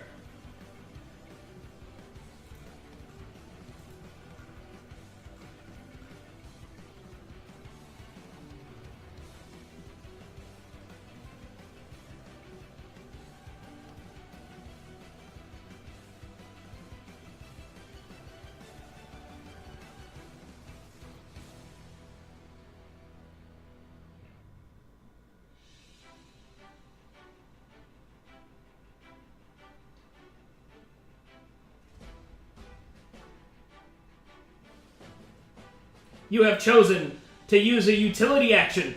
Clyde thinking quickly. These strikes need to be dealt with. So, Clyde takes off his cloak and throws it over Sandstrike 7, blinding it and confusing it. Clyde moves back towards Valerie to give her a hand. Don't worry, I'm here! Come and get some, creatures! Tilt smiles at this quick thinking and readies his blade.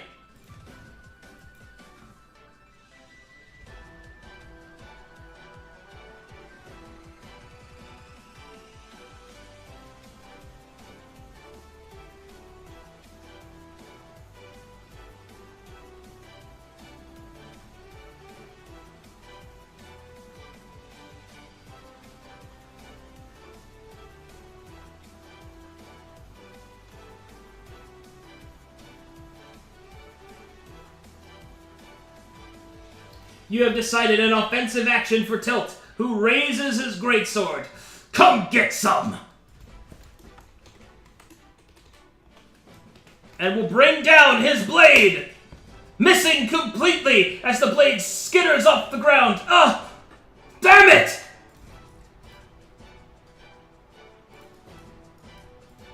It is now Valerie's turn.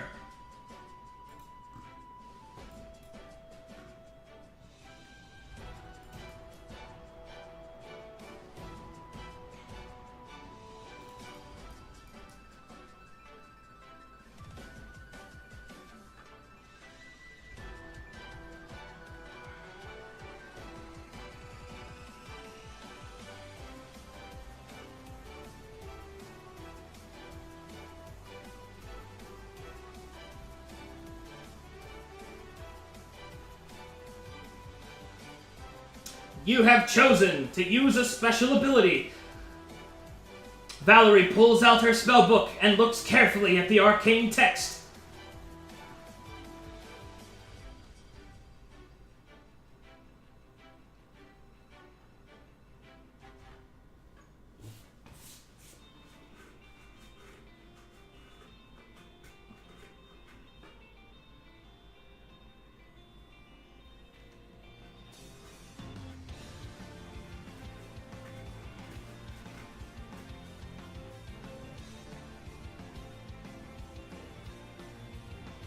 You have chosen Shocking Wave!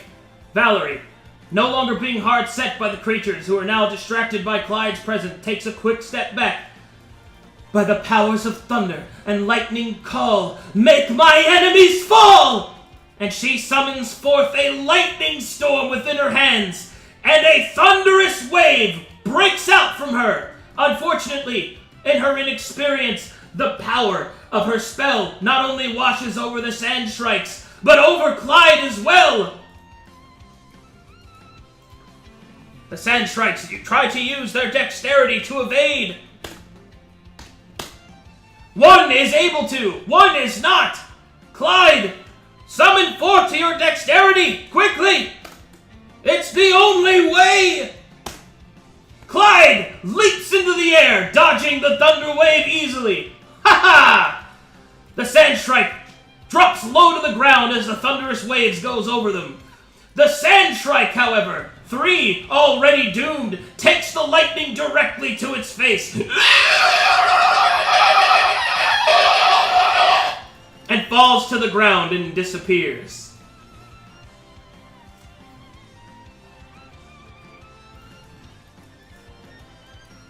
Alright.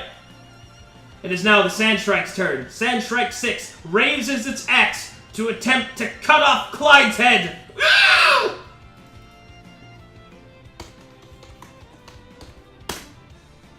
The blow finds purchase! Clyde staggers back as his arm is cut deep by the sand axe.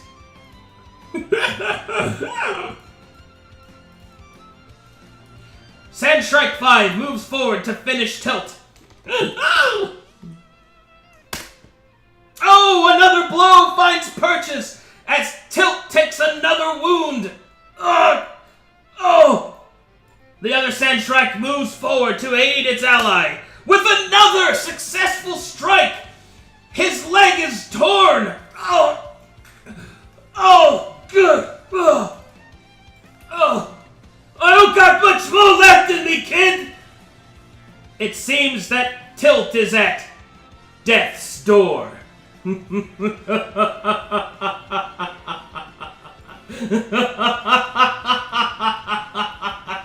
Choose wisely, chat, lest your heroes die. It is now Clyde's turn. Time to fight.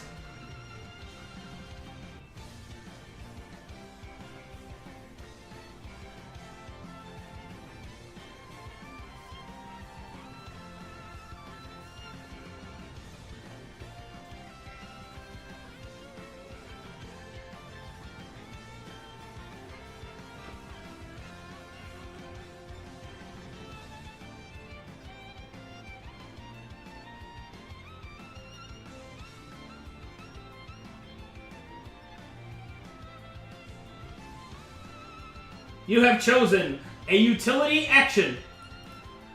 Clyde, thinking quickly, knows he must get Tilt away. He then tries to bamboozle the Sandstrikes with strange and erratic movements. Clyde is semi-successful, and although the Sandstrikes are not fully bamboozled, he is able to move over to Tilt and move him back towards Valerie and put him behind him. The Shrikes, however, are enraged at this action.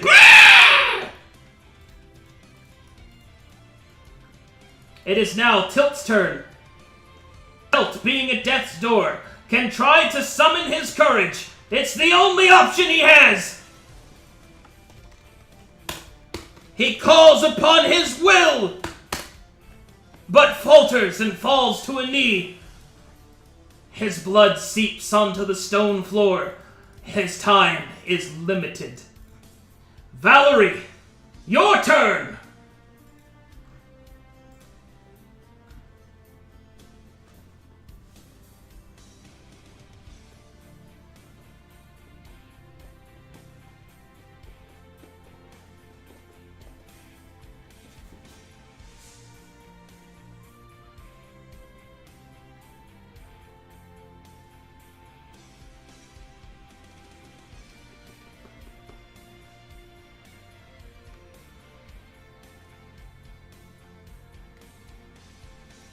You have chosen a special ability. Valerie sighs as her strength wanes. She has used half of her mana. Choose your spell wisely, chat.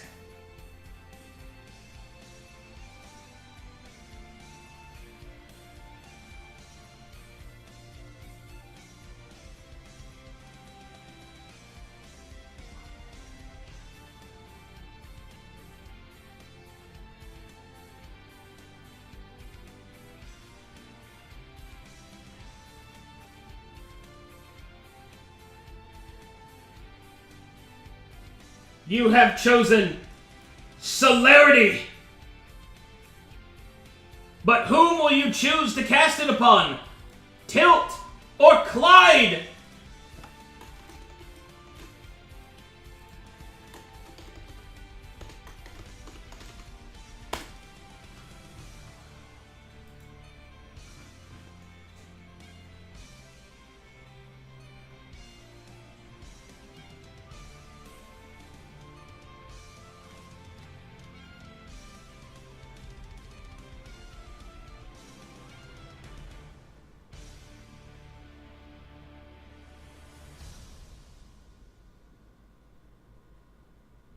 You don't have much time left. Vote quickly, chat!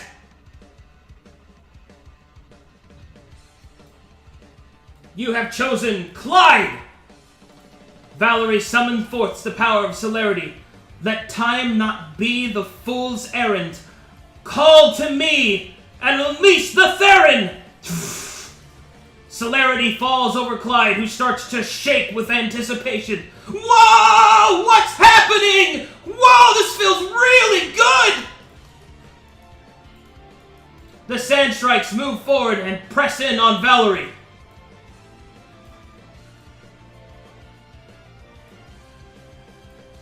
Sand Strike 6 will strike out at Valerie.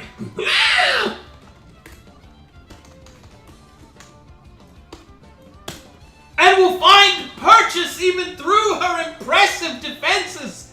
The axe will fall. Valerie will take a blow straight across one of her arms. It breaks through her arcane protections, and she starts to bleed onto the ground. Strike 7 moves in to attack Valerie again, and strikes her once more. Her blood drips to the stone floor as Valerie slides against the wall, her strength all but left. She is at death's door.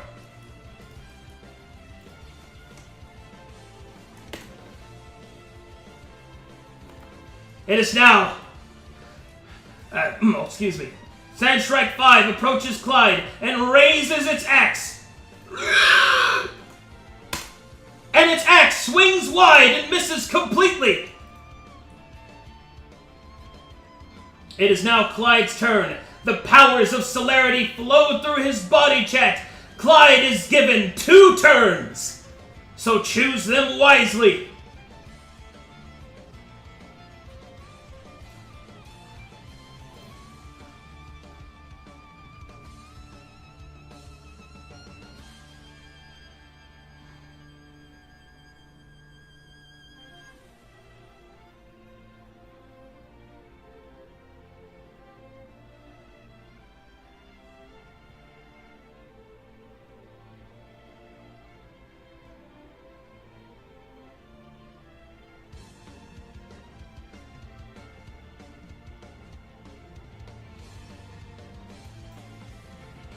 Clyde has decided upon an offensive action. Clyde steps forward with his daggers flashing quickly. So much speed and power flows through him. Clyde moves like a shadow in the mind and like a peripheral blur.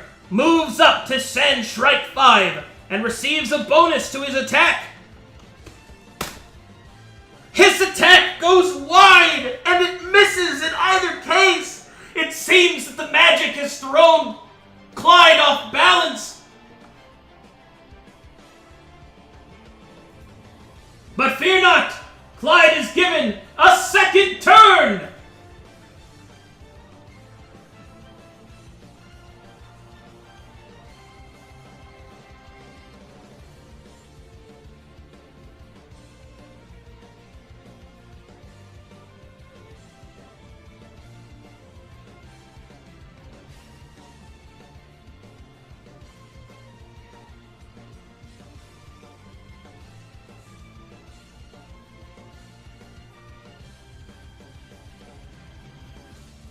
You have chosen an offensive action. Clyde steps forward and attacks, stabbing quickly forward, slicing and weaving a tail of steel. He will not abandon his friends. Not today! Ha! Another 3! Clyde's attacks fly wide, his inexperience showing. Oh! And thus, it is now the Sandshrike's turn. As they turn their gaze, chipping and growling, they move forward to finish Clyde.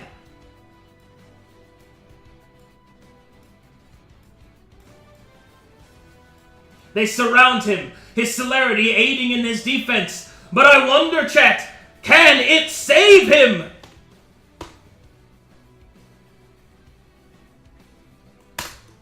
The first axe falls, and Tilt evades to the side. The second axe strikes against the side of his back, cleaving a blood trail. But Clyde is not yet down yet, as the third axe falls. It finds no purchase. Clyde still has plenty of fight left in him. It is now Clyde's turn. And remember, chat, he receives 2 turns.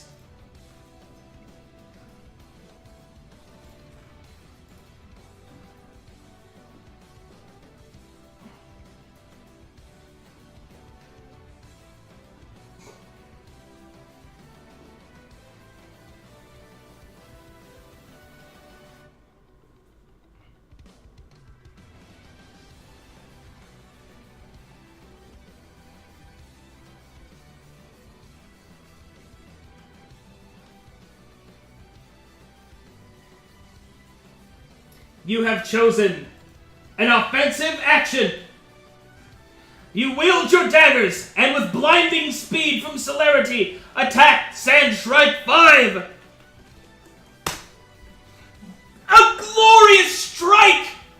As you slam your blades into Sandshrike 5, its wounds begin to appear in rapid succession. You continue to slash. Ah! Slash, slash, slash, slash, slash.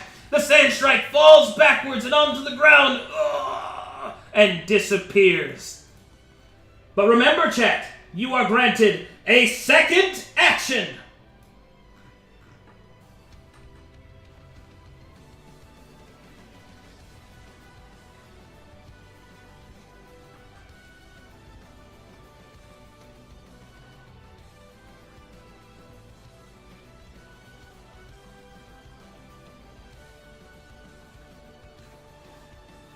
Ten seconds remain. Choose quickly, chat.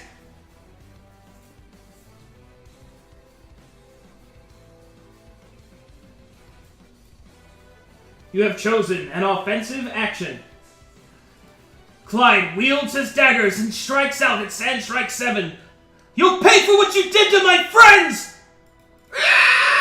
The creature cries in return.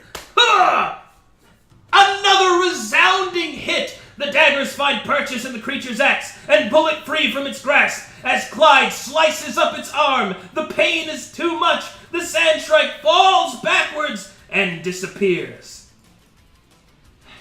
Come on! Sandshrike 6 turns and looks at Clyde. It will have its glorious vengeance. The axe falls down towards Clyde, who catches it in a excellent Florentine riposte, catching the blade with his daggers, and with great speed turning it aside. Not today, creature! It is now Clyde's turn.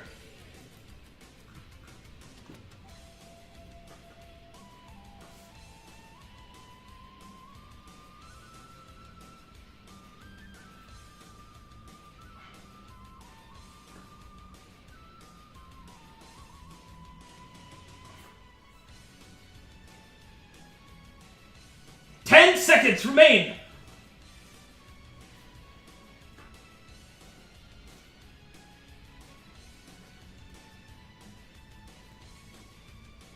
You have selected an offensive action. Clyde, with a blinding speed, moves towards the Sandshrike 6 and begins to spin, copying an ability that he saw from Mon Mon. I hope I can copy it. LOL! Whoa! He starts to spin too much and loses track of himself, slashing into the Sand Strike. Scoring enough hits to destroy the creature. The creature falls backwards.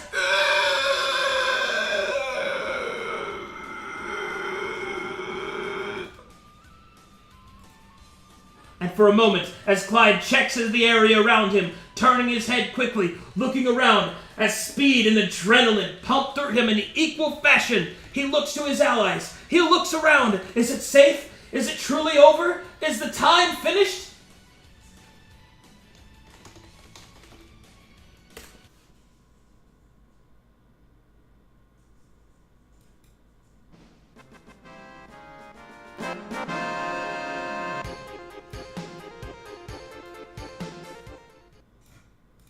And it seems that the battle is concluded.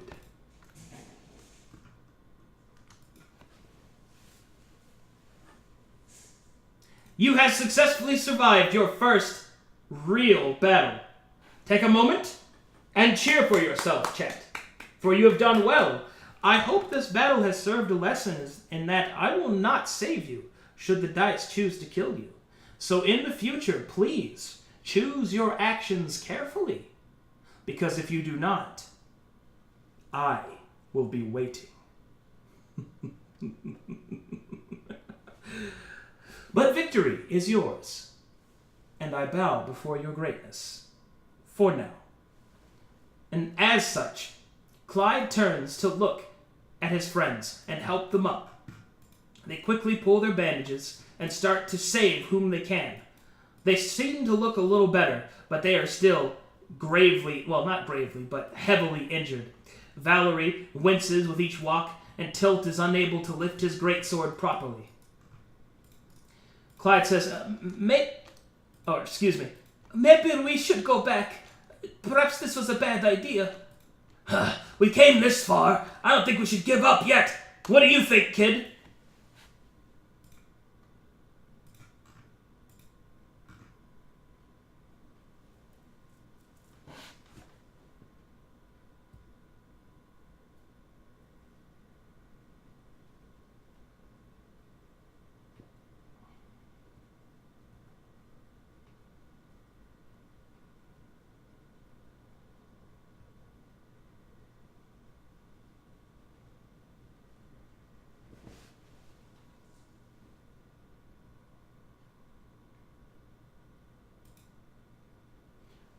Clyde starts to think.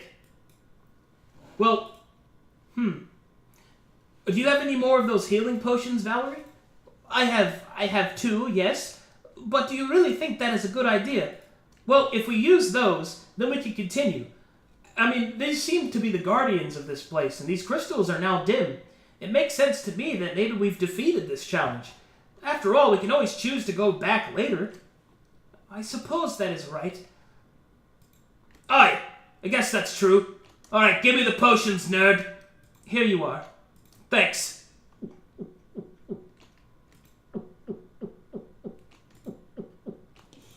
And so they begin to drink.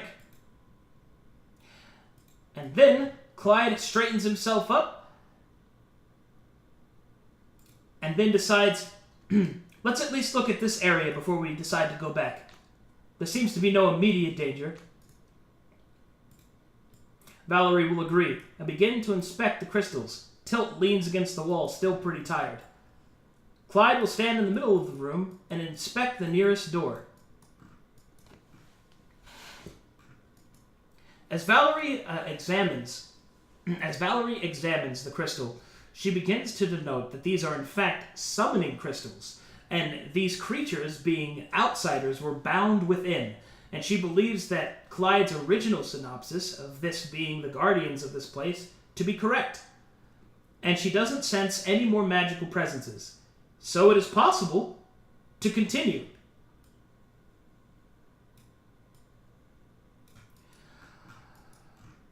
Tilt will look to Clyde and say, so how you want to go about this, kid? Do you want to move forward? And if we move forward, how do you want to go about it? Clyde thinks to himself about which path they should take.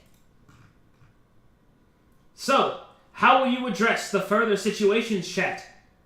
Think carefully.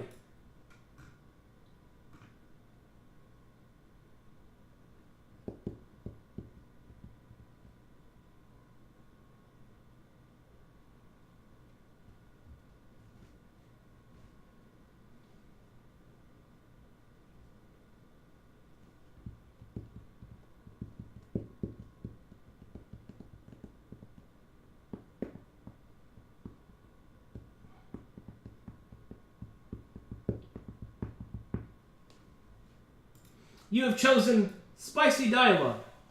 Clyde turns and simply says, well, let's go for it. If we meet anything, maybe we'll try to talk to it this time instead of just swinging at it. Maybe these creatures are prisoners.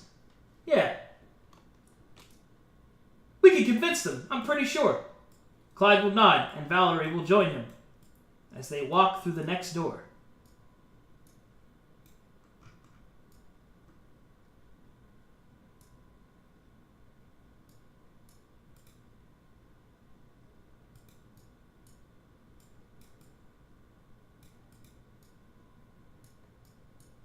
As you move through the hall,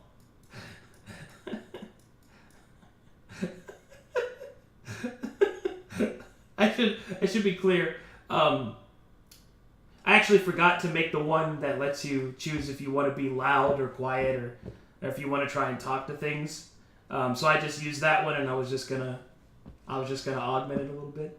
So sorry about that. Spicy dialogue just means that you'll try to talk to the creatures that you find instead of attack them. Sorry about that. Okay, so as you enter this hallway, you see that there are 3 doors, 1 to the north and 2 to the south.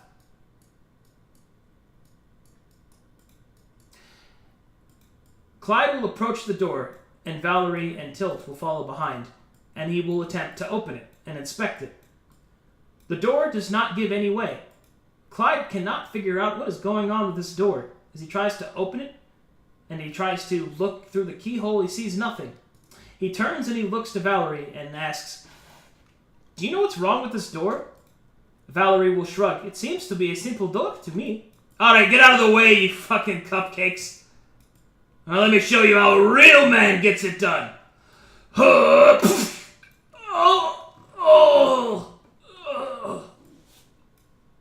Tilt falls to the ground, bouncing off the door easily. Perhaps I should investigate the door for magic. As she strolls up to the door, she will then begin to study the door carefully. And then she will turn and she will say, it seems that this door is magically bound. Sealed, it seems. Oh, you don't fucking say! Oh, that's good. Oh, yeah, that's good. That's good to know. Thank you. It seems we'll have to find some sort of magical, perhaps switch or lever or control panel to open the door. Oh, yeah, sure, that's fine. Well, let's look down here, then. And thus they move towards the southern doors.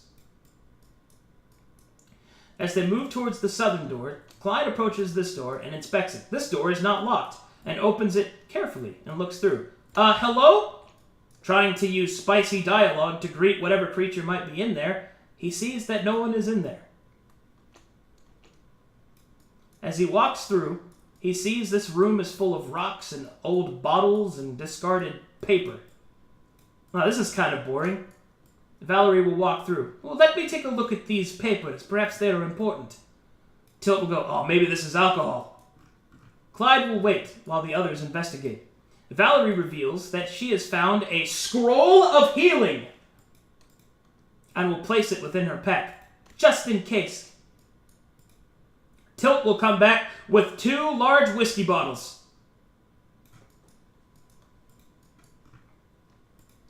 Tilt will smile and place them on the sides of his belt. So that way we can drink while we're fighting.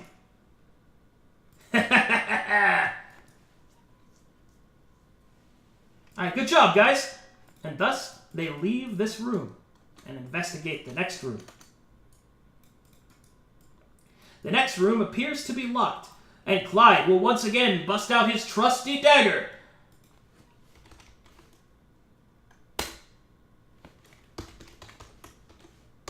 It's time to make... Oh, actually, hold on. I got ahead of myself there, chat. I'm sorry. I'm really excited. I'm having a good time. I gotta stay focused, though. That's my bad. How will you face this challenge to open the locked door?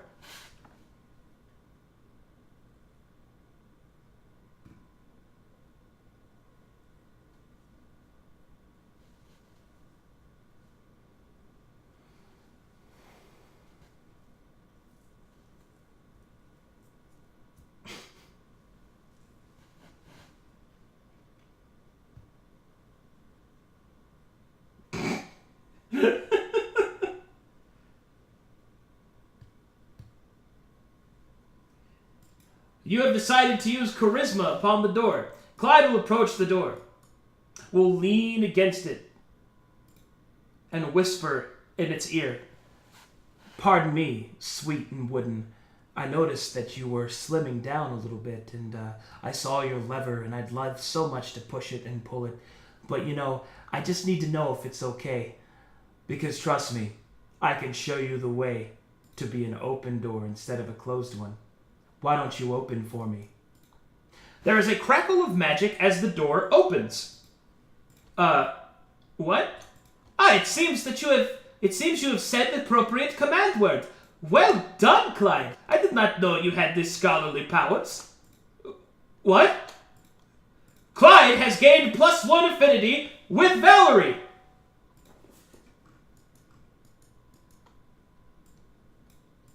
And thus they enter the next room, which is an enormous library. Valerie will immediately start to weave herself between the books, laughing and smiling. Tilt will immediately leave the room in a huff. Clyde is still bewildered that he actually opened the door by talking to it.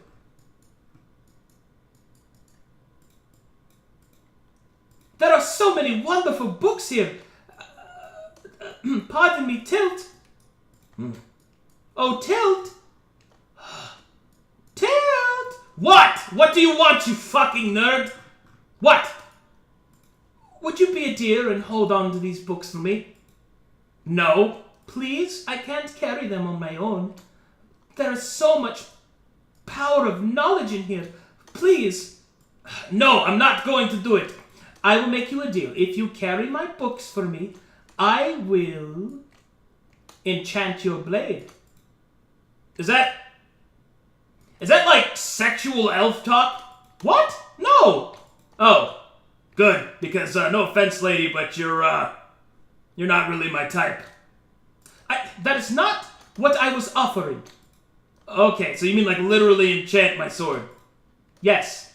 Yes, I will enchant it with the power of fire. I can get down with that. Alright, shove all that shit in a bag.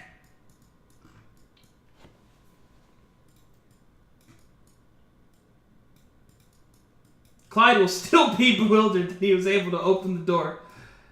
And thus they finish checking the room, and the nerd has her extra books, and now they leave.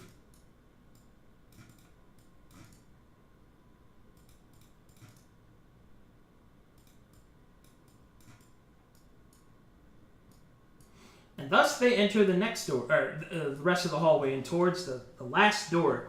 And as they approach it, Valerie holds up her hand. Be wary, Clyde. I sense magic's coming from the other side. Clyde will nod and then investigate the door carefully. On the other side, he hears a slight humming sound.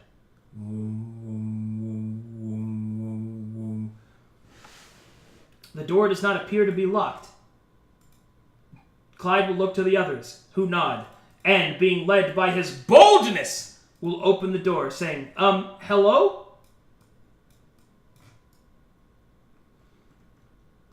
And in the next room, you see something strange. A statue stands in the center of the room, with 4 stone arrows pointing to the cardinal directions. And then, a small ways away from each of these arrows, you see braziers, not braziers. Braziers filled with what appears to be each of the 4 elements: fire, water, earth, and air.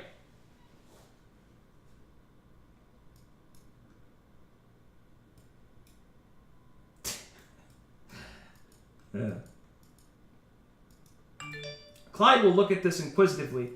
Tilt will kind of go closer to the statue. Oh, this looks like to be a statue of a nerd. Look at his robe. Valerie will agree. Yes, it does appear to be a statue of some sort of arcane scholar, perhaps a wizard. And she gets closer. It seems that there is some sort of script written here. Let's see here. I think I can make it out. Clyde will listen and Tilt will prepare to listen. All right, chat. Guess what time it is? It's time for your first Dungeons & Dragons riddle.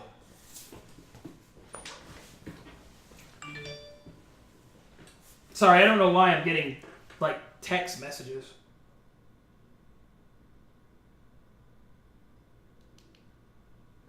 Okay. It's time for a D&D riddle, so listen carefully as we are about to start. I'm going to be straight up with you. Since you will need to pay careful attention, your ability to retain what I say will be up to all of you. And so, if you want to answer the riddle, you will have to listen to it carefully enough so that you can see it. So get ready, chat, because I'm going to recite the riddle, so make sure that you get it. So that way, you are able to figure it out. So listen carefully. It's up to you, chat!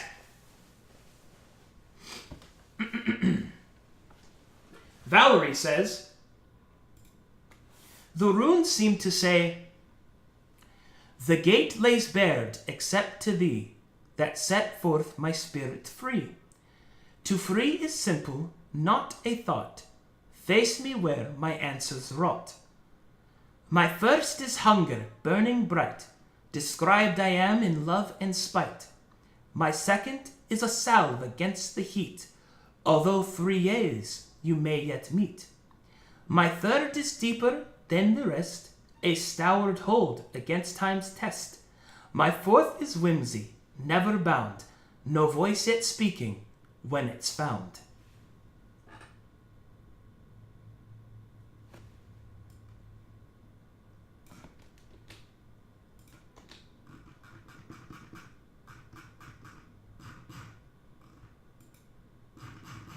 Here, let me help you, chat.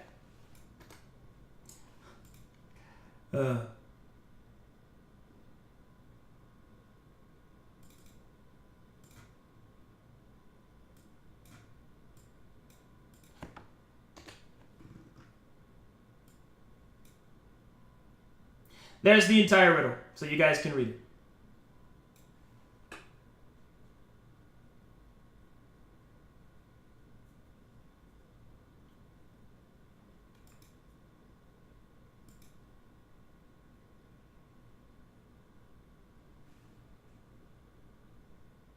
Oh, my roll screen is covering it? Oh, okay.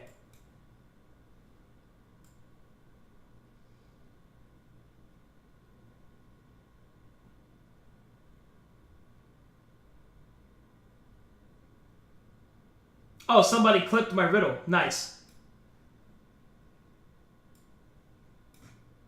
There you go. Now you should be able to see it a little better.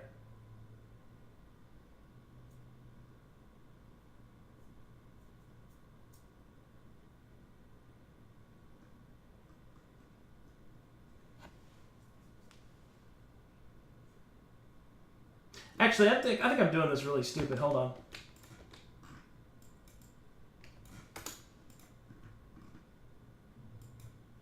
And then I can extend it down. There you go. Now you guys can read it.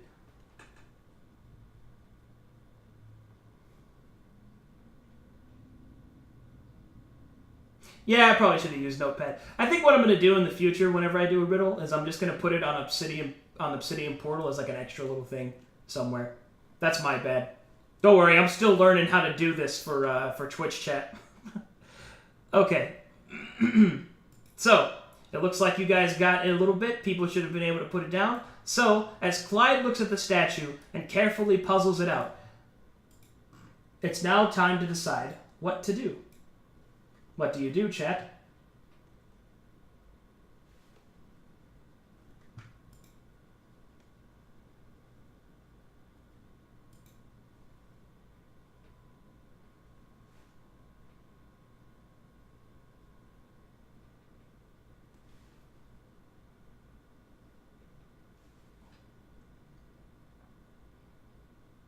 Never eat soggy waffles.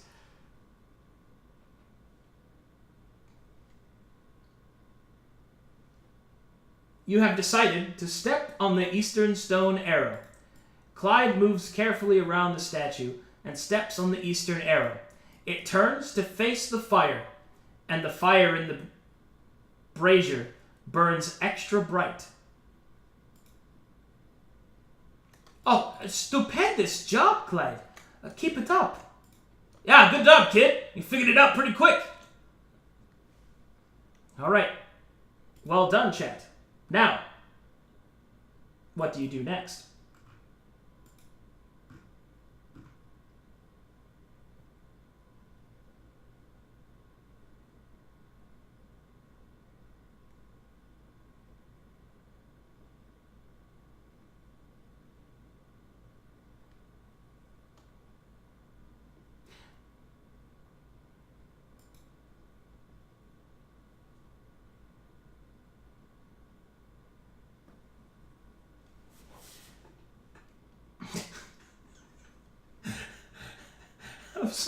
I'm sorry. Moon Too Dumb is like my favorite Moon emote, and I keep seeing it every once in a while, and it cracks up. He's just like, oh god. So, you've decided to step on the northern arrow. Clyde steps upon the northern stone arrow, and the statue turns to look at the brazier of water. And as it does so, the water begins to float and dance and shine brightly.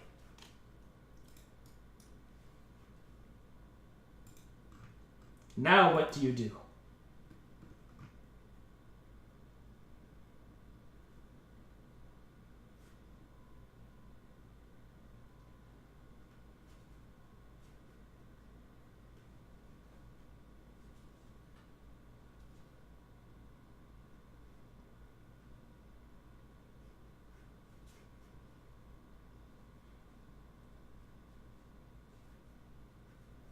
Five seconds remain, chat. You have chosen to step on the western stone arrow. As you move around into the western stone arrow, you take your place, and as you do, this wizard statue turns and faces the earth. And as it faces the earthen brazier, the earth begins to rumble and pop up and down, forming a solid sphere in the air. Clyde then steps around into the last piece of the puzzle and steps on the stone arrow pointing to the south. The statue turns and looks towards the brazier filled with wind, and the wind crackles with lightning.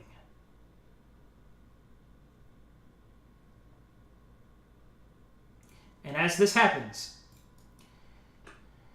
all of the braziers start to churn with energy, and there is a loud sound of magic being broken. A seal being torn. What could it have meant?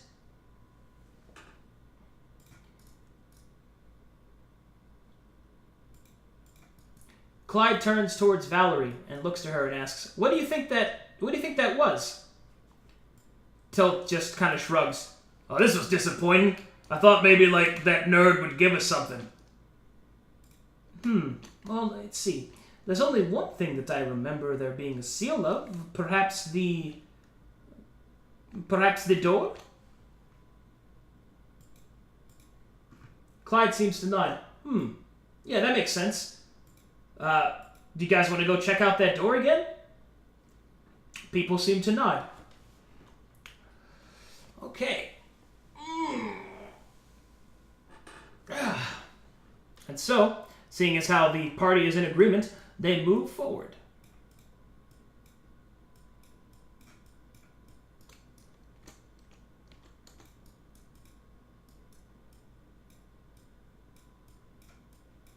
Clyde places his hand on the door and opens it carefully. And as they walk inside, their eyes go wide with wonder as they see treasure.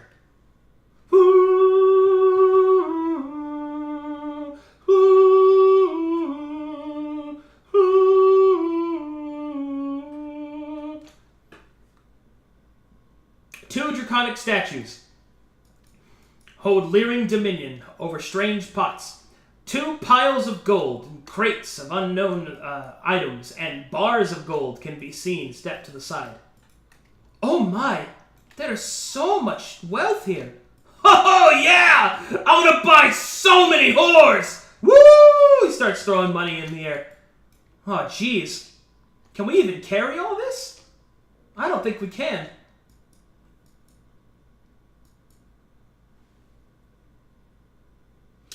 Alright, chat. This next decision is very, very important. The other 2 look to you for leadership. So, what do you do with the treasure?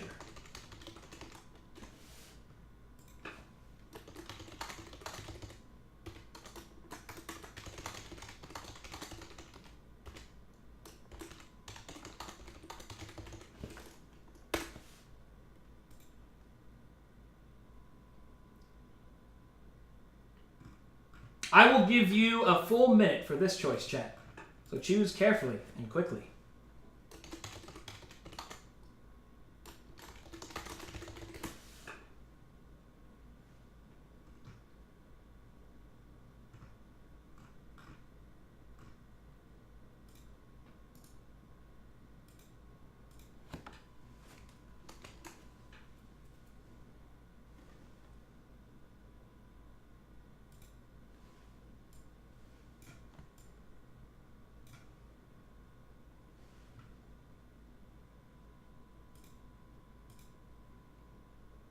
Choose carefully. Choose quickly.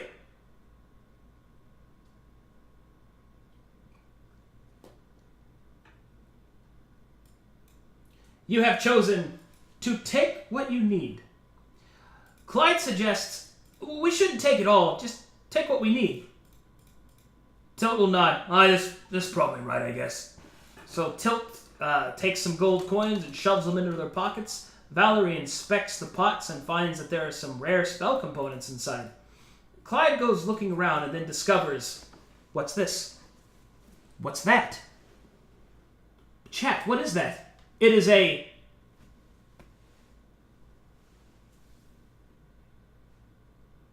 magic dagger. As Clyde pulls the magic dagger out of the crate and looks at it carefully, he notices that the dagger seems to almost snap and crackle as he holds it.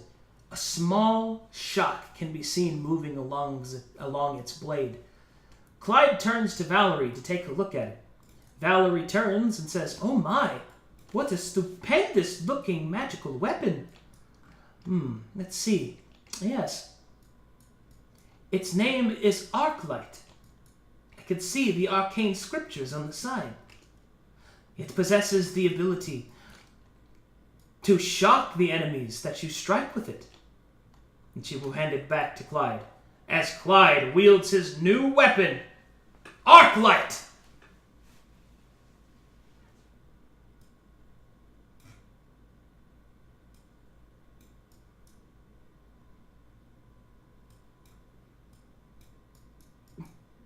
Dude, sick!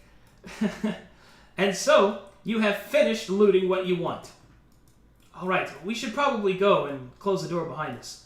Agreed. And so, the party turns to leave. And they move their way towards the door. When they open this door and they move back into the crystal room, and when they get to the center of the room, something happens.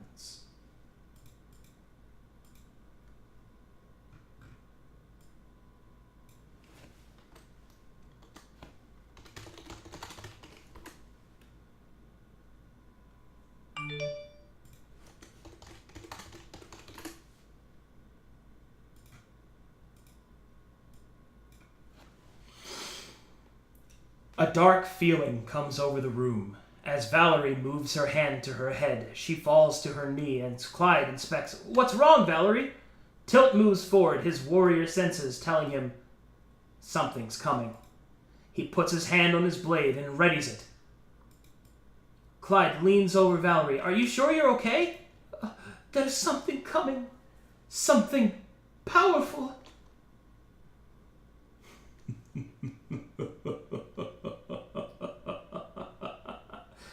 A dark laughter enters the room.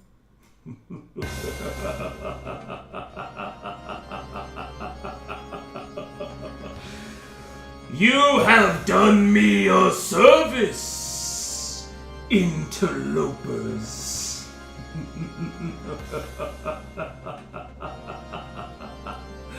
You have done me a great service. For long was I trapped within the statue, and now you have set me free.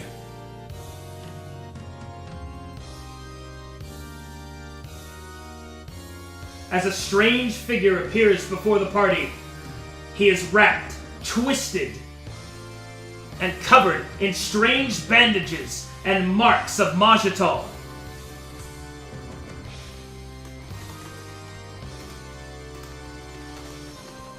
He turns and gazes directly at Clyde, and he says, "It is by your action that your friends will die."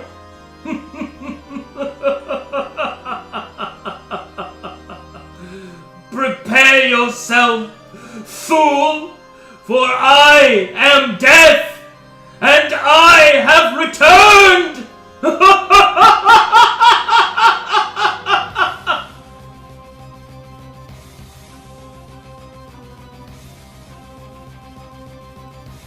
Clyde steps forward, using his spicy dialogue.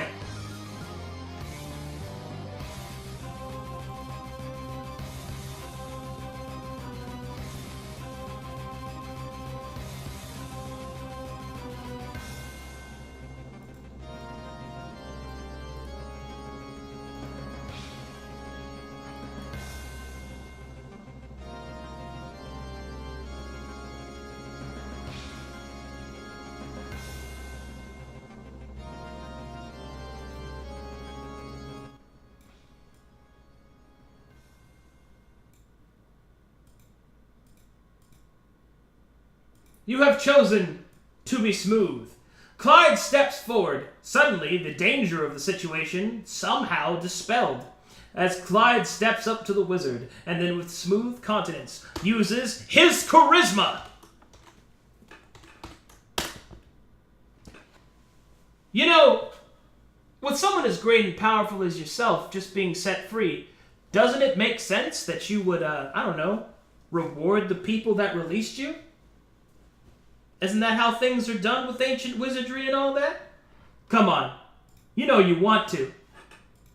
The creature will look at Clyde.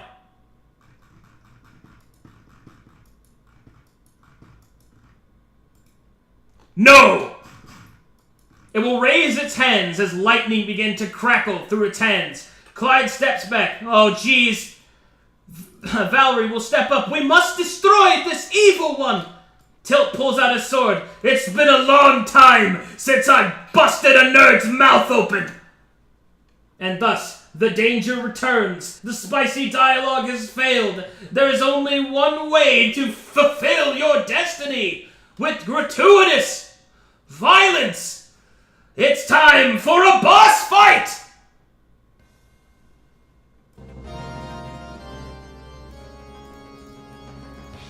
Tilt is granted initiative.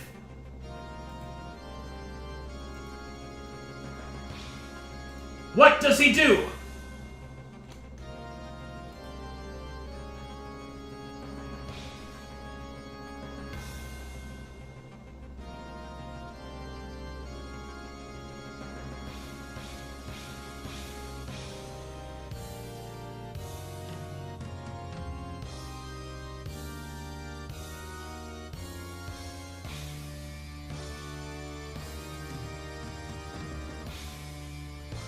You have decided an offensive action.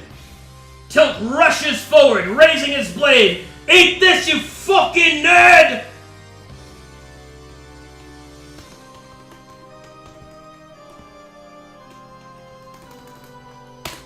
Ha! The great greatsword falls against the trapped one's defenses. A magical shield appears in front of Tilt's weapon, and Tilt is knocked back. Oh, shut! Come on! It is now Clyde's turn.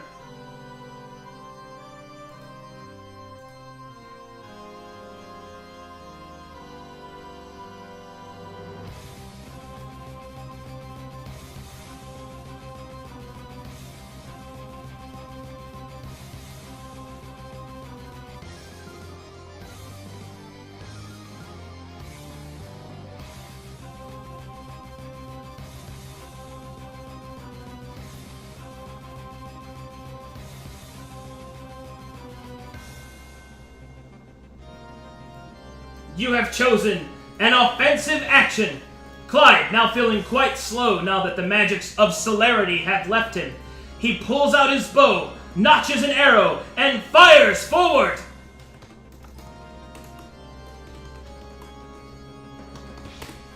The arrow misses completely, struck to the side by the winds of protection around the trapped one. Is that all you have, boy? It is now Valerie's turn.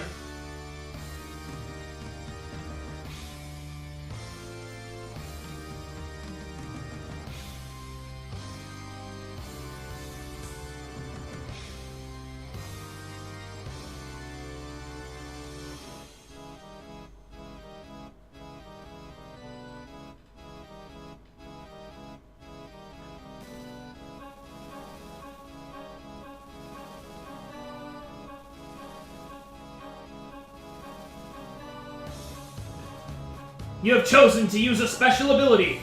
May I remind you, chat, that Valerie only has half of her mana remaining.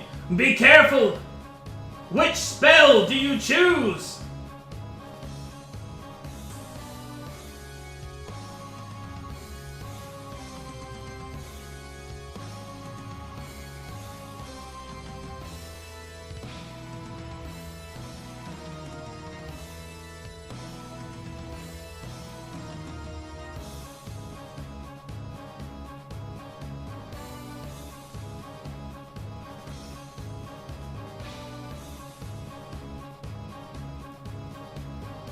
You have chosen celerity!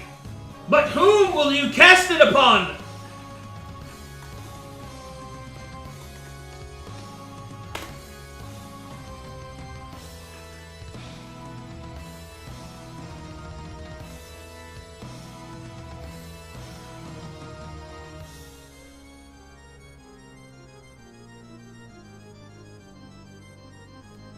Choose quickly! Quickly, chat!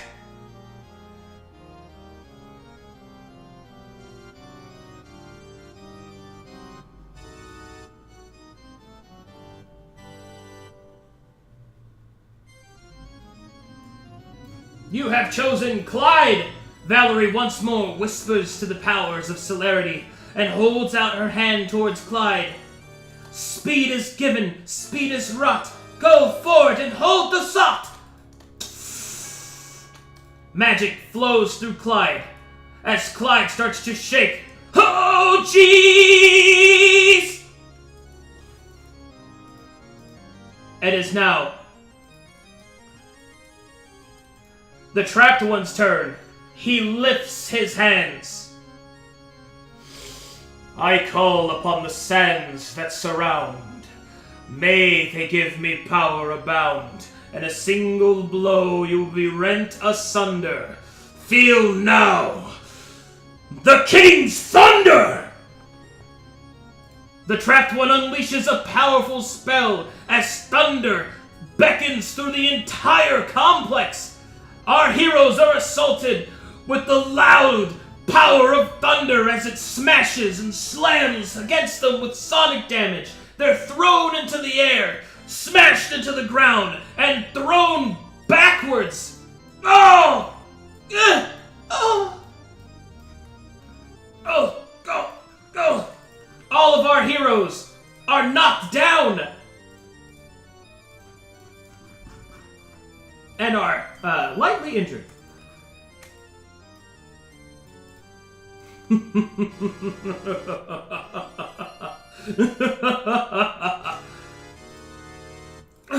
It seems his power is still bound within the crystals. Clyde suddenly remembers there's something he can use. An item given to him by the stranger. Clyde has gained an additional utility action. Clyde has gained an additional special ability, the Sky Gaze Mask. But what will you do, chat? As it is Clyde's turn!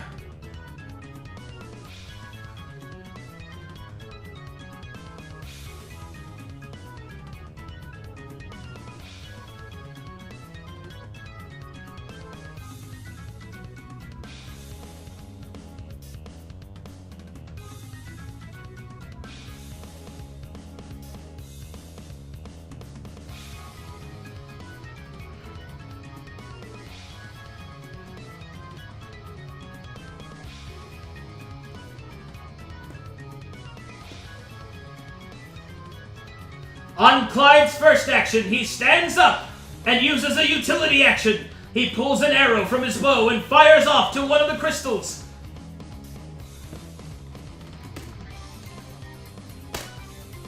The shot, however, is easy, although he almost missed. Clyde strikes against the crystal. The crystal cracks, implodes in on itself, and explodes! What? Oh! Go! The trapped one falls backwards, its magic sparking out in all directions.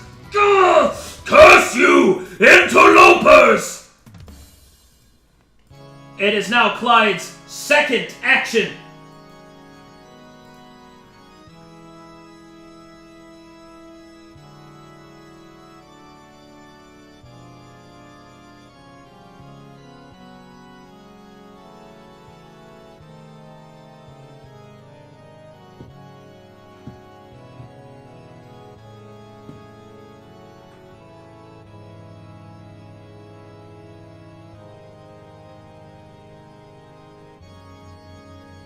Four seconds remain. Quickly, chat, before it's too late! You have chosen an additional utility action. Clyde looses another arrow from his bow. I forgot the +3 last time. The arrow strikes true against another crystal, which explodes. Go! Oh! I will burn you! It is now Tilt's turn. Huh.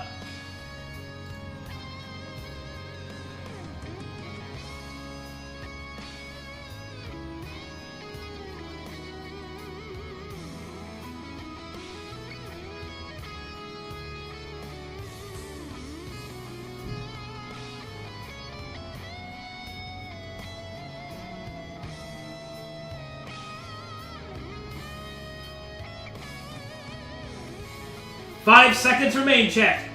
Choose quickly!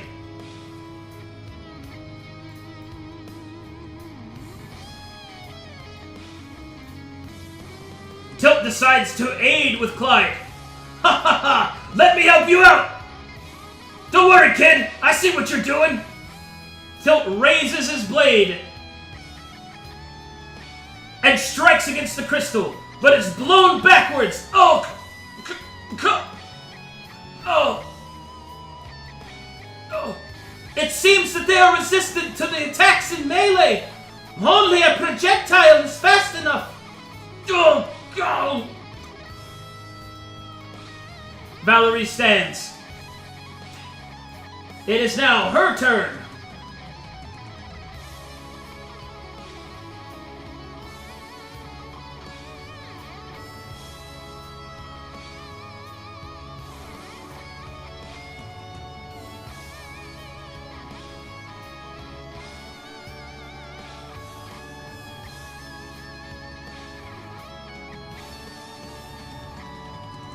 Five seconds remain, chat!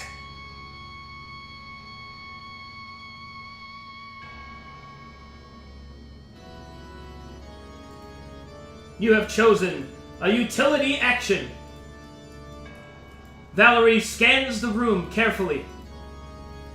She instead uses her ability to focus and watches the trapped one carefully, attempting to predict his next actions using her intelligence.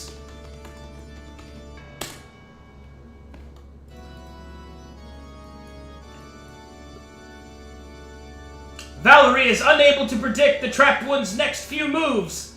Her action is wasted. The trapped one raises his hands again. There will be death. There will be pain. Now, a crimson rain! As blood begins to pour from the ceiling and spray down upon our heroes. The raining blood streams down and burns at the skin, tears at the hair and eyes. Our heroes are in terrible pain. Their wounds are great. Oh! Oh! Oh!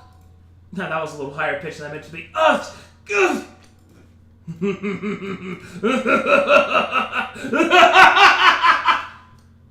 It is now Clyde's turn.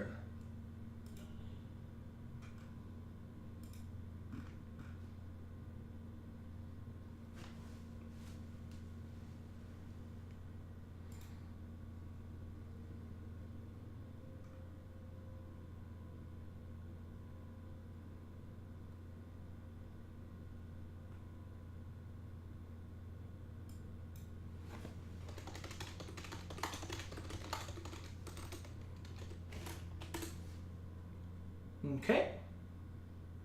You have chosen a utility action. Clyde takes up his bow and fires off an arrow at one of the nearby crystals. The arrow strikes true, and the crystal shatters. A scream echoes throughout the room as the trapped one falls to a knee, gripping at his head. The creature is weakened. It is now Clyde Vanson's second turn.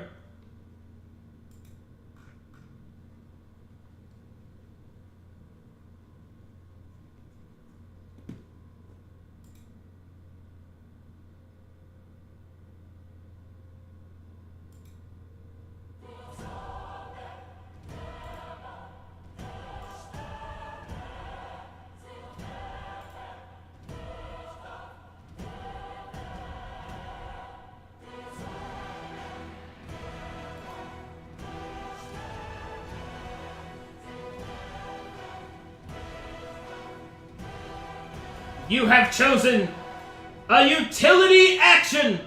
Clyde pulls another arrow from his bow and fires it off at a faraway crystal. The arrow strikes true. The crystal shatters. The trapped one falters backwards. Oh! Clyde checks his quiver. He only has 5 arrows remaining. It is now Tilt's turn. Hup! He is weakened. His defenses may have dropped. Now is your chance, Tilt. I'm gonna fuck this nerd. What do you do, chat?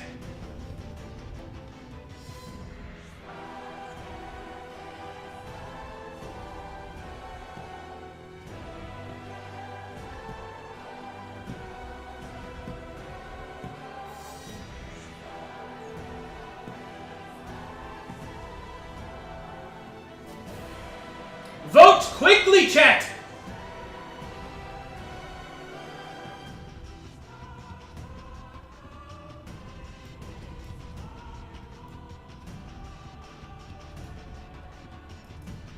Tilt raises his blade and charges forward!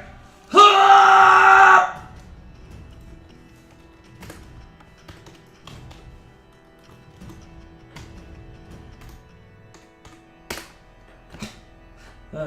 Tilt swings, but the trapped one ducks. The blade goes wide and spins in a circle. Damn it!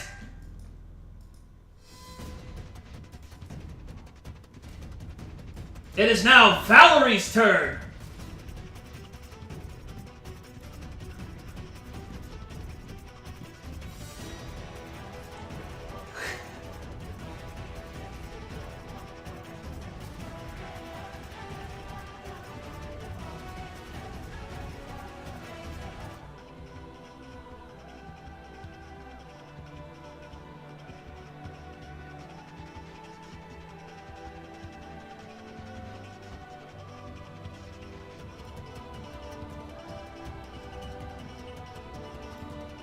You have chosen to use a special ability. Valerie pulls forth her spellbook, her mana low. Choose carefully.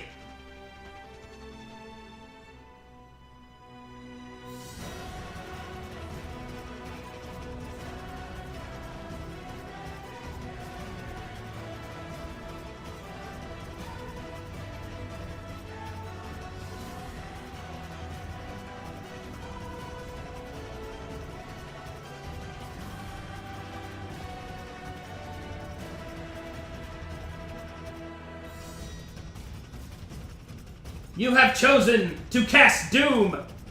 Valerie raises her hand and points it towards the trapped one. By the power of the ancient dunes, I grant you your doom! The trapped one rolls his willpower to resist such a feeble spell. Valerie's magic has no effect, and she is thrown backwards by the power of his will. You have much to learn, girl.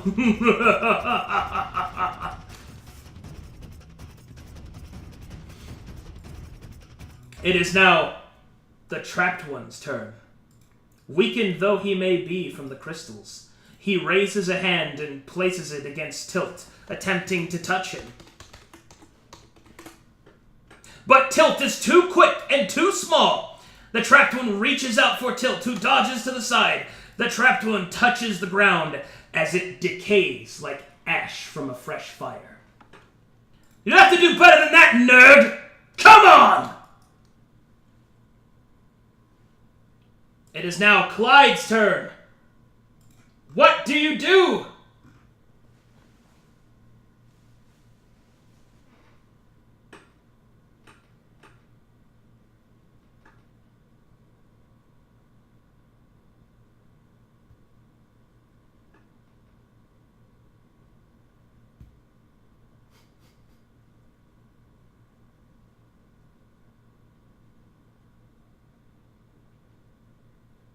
Five seconds, chat. Choose carefully.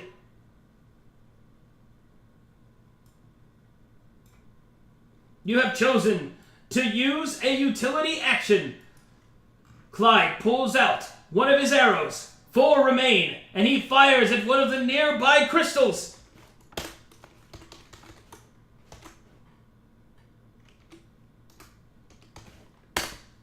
Striking true! The arrow pierces the crystal, and it explodes outward!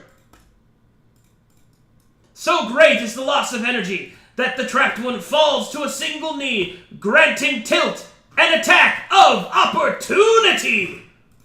Tilt raises his sword. Time to smash this nerd! Ha! Tilt misses completely again, his blade going wide and striking nothing but air. Damn it. It is now Clyde's second turn.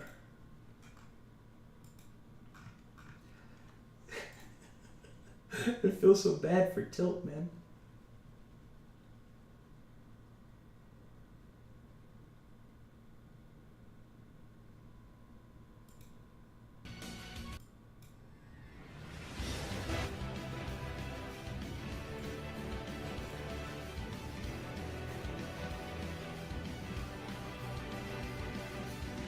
Five seconds remain.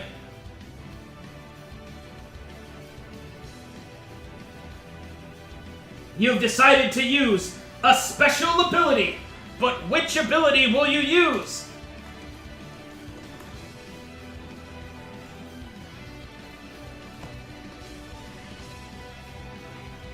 Let's see, you've used Leap today, so you have...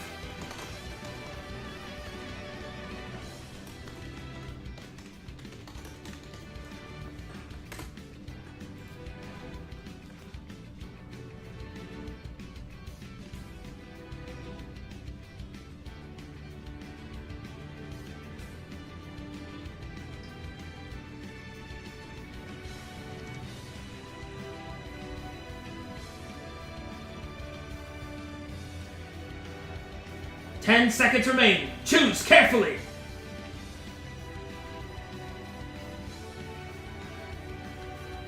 You have chosen the Sky Gaze Mask.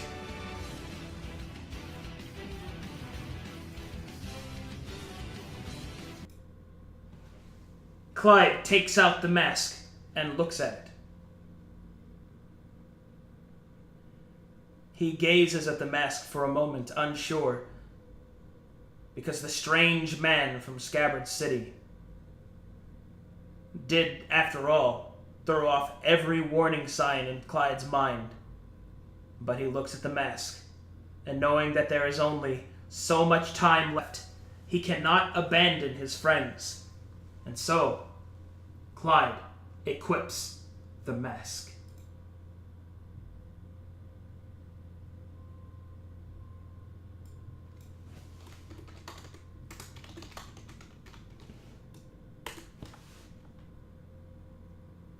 As the mask is placed over his head, he feels himself soar above the sky, but he also feels a deep, dark, carnal bloodlust. Clyde's hands drop his daggers as they morph into talons, long and razor-sharp upon each finger. A set of spectral aerial wings shoot from his back as the mask takes hold. Clyde hungers.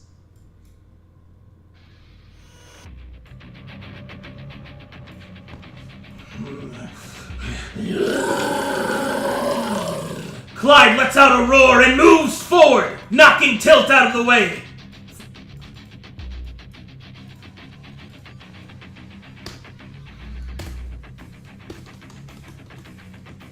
And slashes and tears at the trapped one. Slamming into the trapped one, tearing at his flesh, ripping at his robes. The trapped one falls back. What is this power? What has happened to Clyde? I don't fucking know. That's not good, whatever that is. It is now Tilt's turn.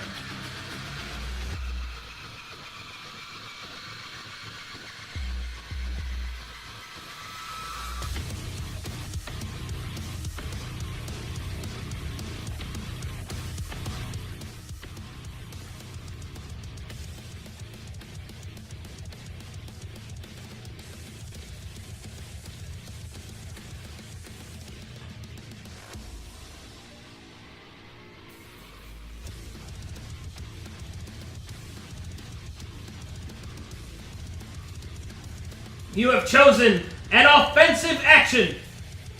Tilt raises his greatsword and jumps in to help his friend.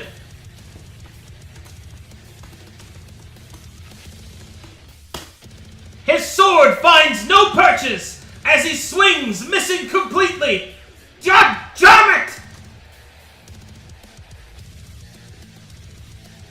It is now Valerie's turn.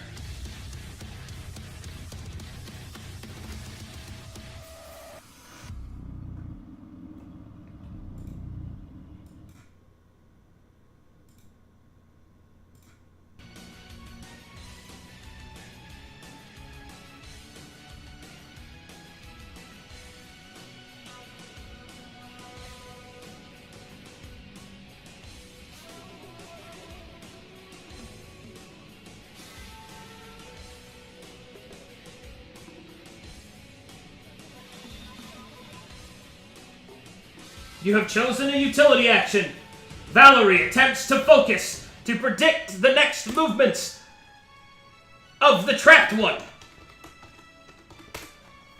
Valerie is able to find some purchase.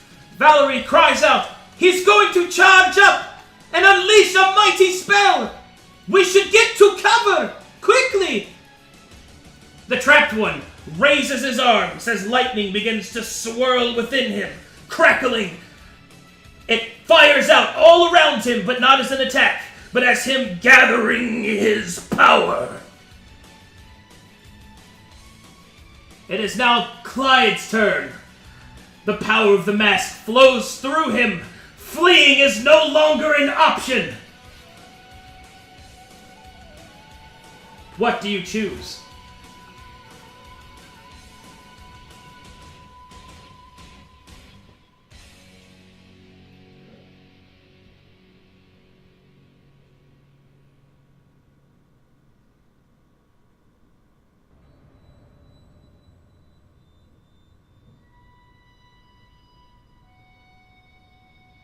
Five seconds remain.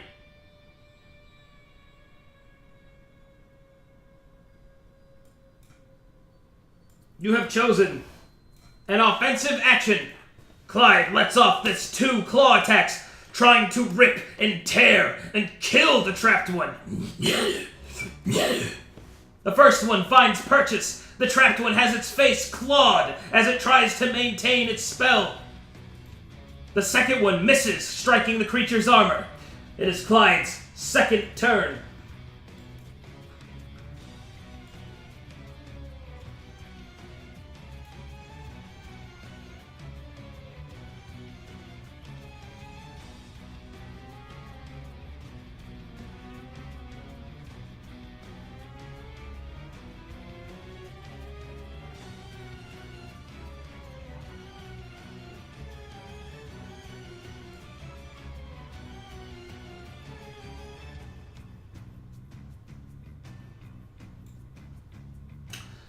You have chosen an offensive action. Clyde steps up once more and continues to claw viciously at the trapped one. The first claw finds purchase as the trapped one falls back. It seems that he is not nearly as confident as he was before. His wounds are heavy, his breathing erratic.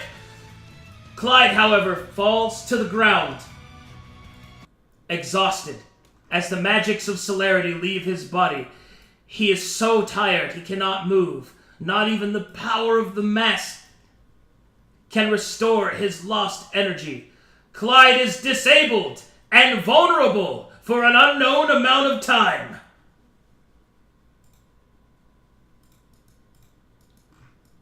It is now Tilt's turn.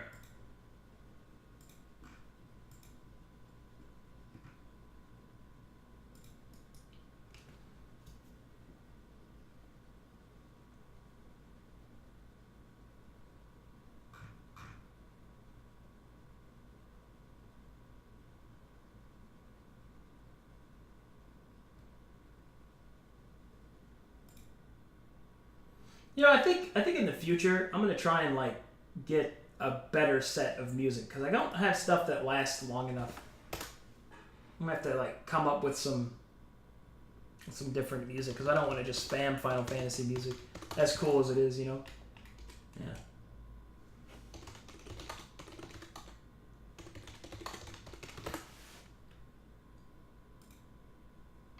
God, I love this song though. You have chosen 2 actions. I'm not sure what to do.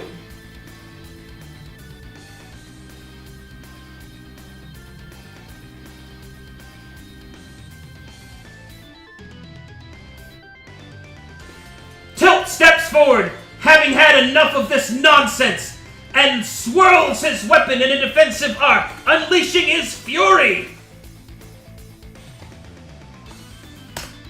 Ha!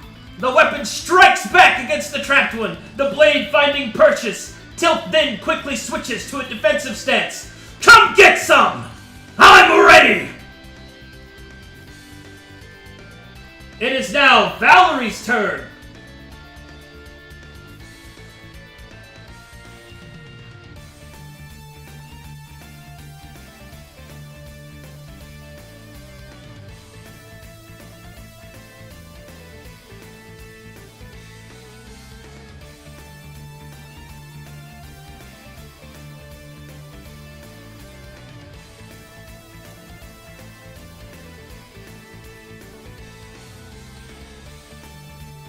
Five seconds remain!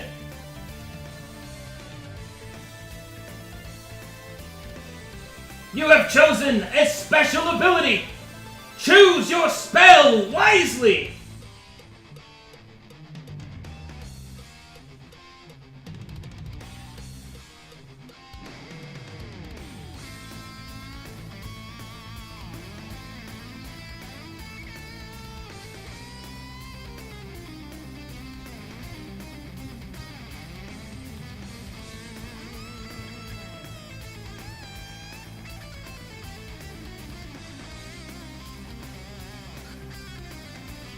You have decided to cast Mage Armor. Valerie raises her hands and summons forth the magical armors of her elven lords and ancestors and covers her body in the shimmering starlight. But as she speaks the words, her mana is extinguished and expended, and she falls to the ground exhausted on her knees, but she is still protected by Mage Armor.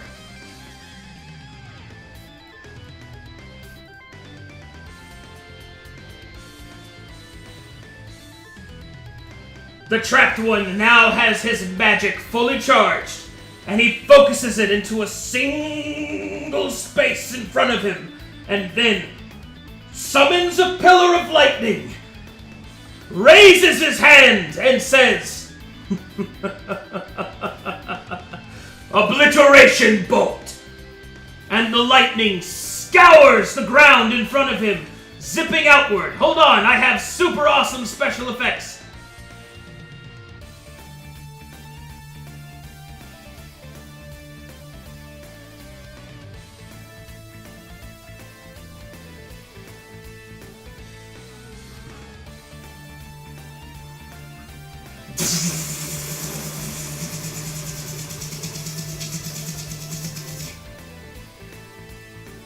The bolt cuts out straight into a line and through our heroes! Tilt, with his defensive stance, gains a bonus to his reflex save. And is able to evade the bolt's power. But Clyde is exhausted and gains a penalty to his defense. It is only a single d20. He is struck. The lightning rips apart Clyde into his body as he is thrown backwards, unconscious.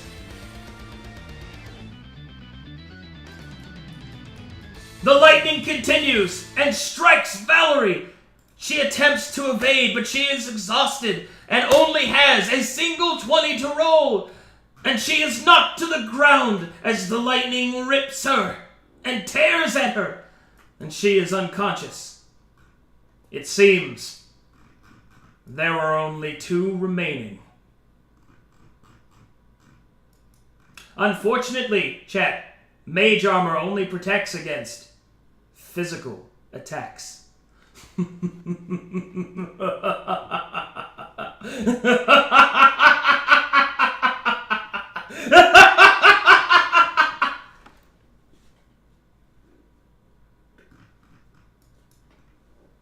And thus, the battle is nearly decided. The Trapped One is heavily weakened, but Tilt stands alone. You must now put your faith in Tilt. I wonder, will you win? It is now Tilt's turn. Choose wisely.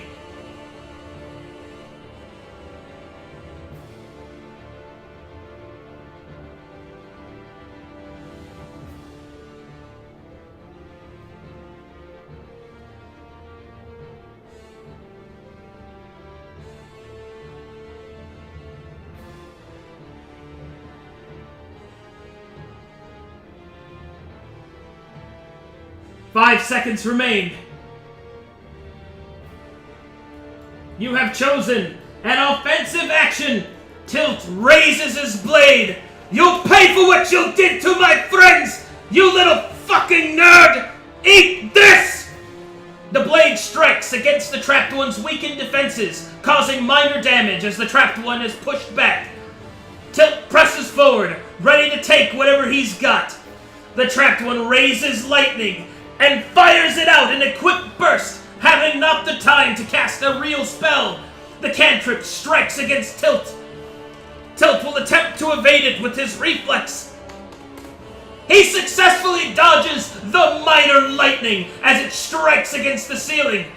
Is that all you got, you fucking nerd? It is now Tilt's turn. Dig deep, chat! Deep!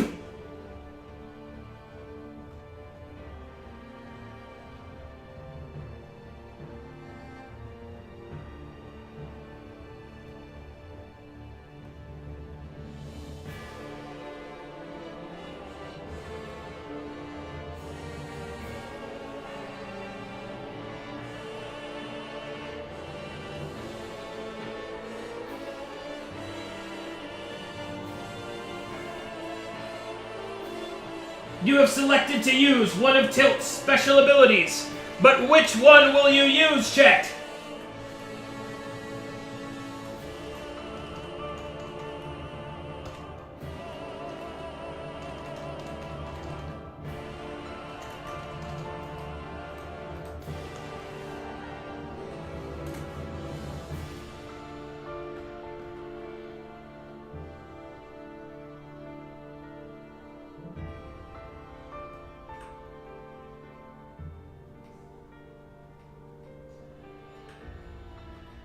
Choose carefully!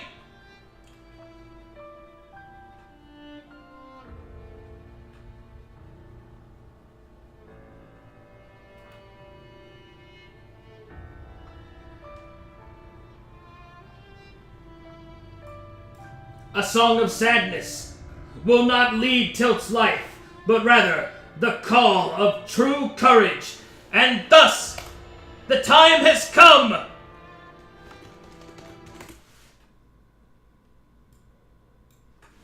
One moment, please.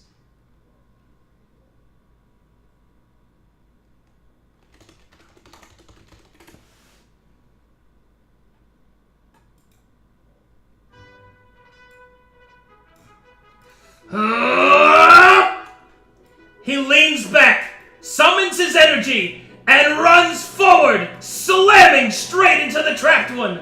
Gripping at his face with his halfling hand, pulls him free from his feet. He is torn off his feet and dragged across the ground.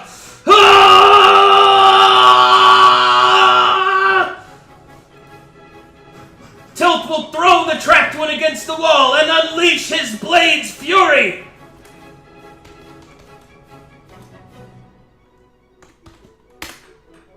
The blade will slam into the trapped one for minor damage as the trapped one slams against the wall. Come on!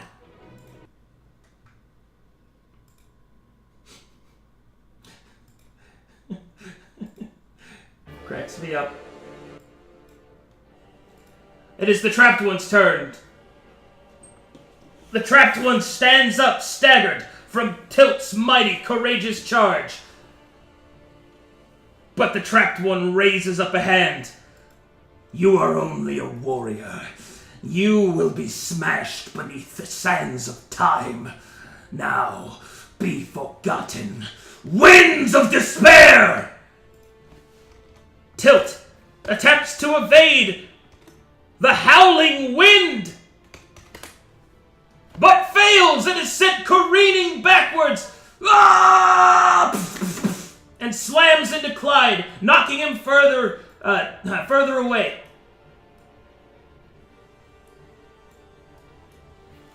It is now Tilt's turn.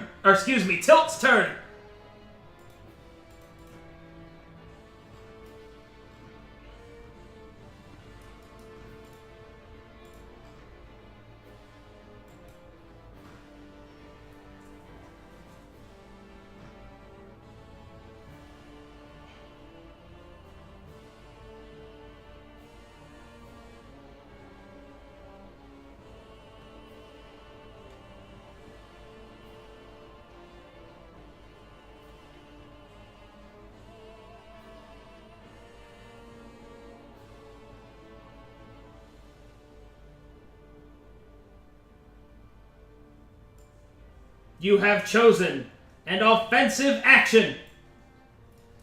Tilt raises his blade and charges forward. This far. Tilt is unable to reach him in this turn. So Tilt instead psychs himself up for the hit and gains a +2 to his next attack. It is the trapped one's turn, who moves forward. Lowers another spell. Be gone!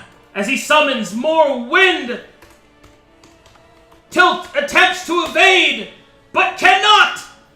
Gakus! And slams into Clyde again, who further rolls down the floor. Oh. It is now Tilt's turn. What do you do, chat?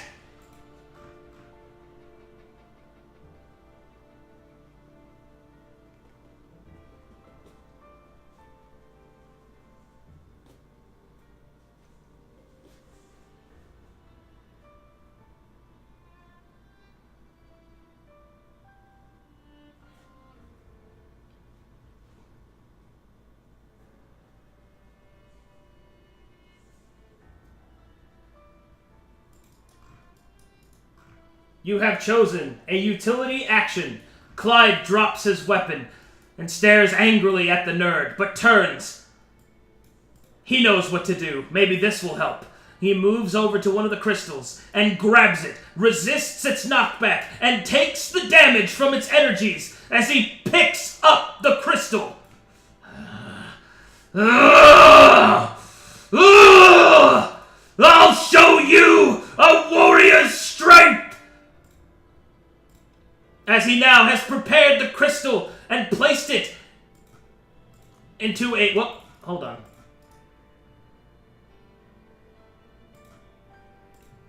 And wields it like a lance. He moves back and prepares himself for the wizard's attacks. Come on! The trapped one raises up his hand. Be gone. And another spell shoots from its hands, knocking back into Tilt. But ho, what is this? The magic is absorbed into the crystal. Tilt is unaffected. The trapped one, his mouth drops open as he is flabbergasted by the turn of events. Tilt smiles wickedly. Oh, it's coming for you. What do you do, chat?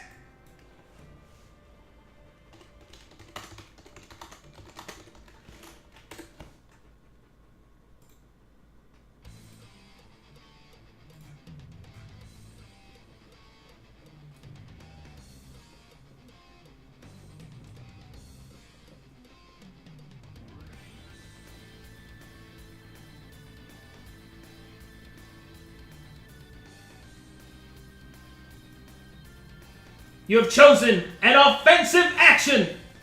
Tilt wishes he could throw the crystal, but it is far too heavy, and instead moves closer towards the trapped one, but is unable to get close enough to attack, but psychs himself up and gains an additional +2 to attack. It is now the trapped one's turn. The trapped one raises another spell, panicking. Be gone! The spell looses, but is drained by the crystal. I'm coming for you, nerd boy.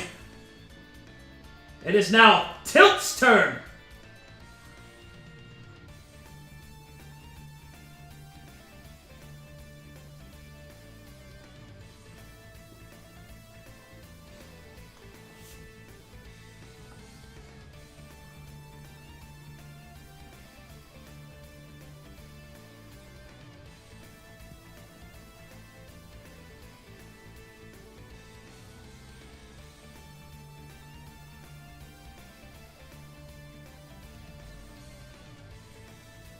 You have chosen an offensive action. Tilt lifts the crystal and moves in to destroy his enemy. Let's see what you've got to say when you have a taste of your own medicine. Tilt lifts the crystal and stabs it forward towards the trapped one.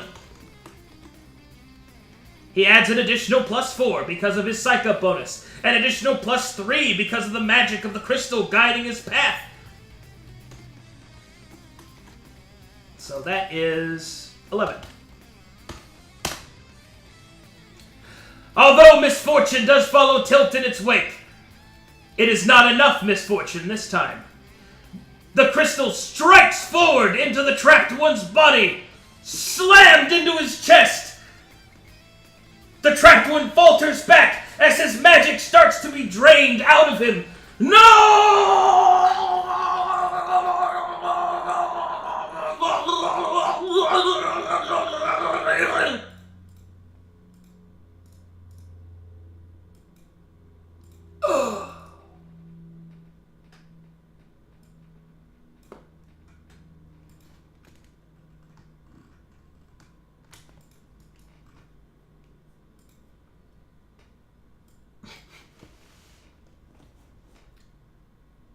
Okay.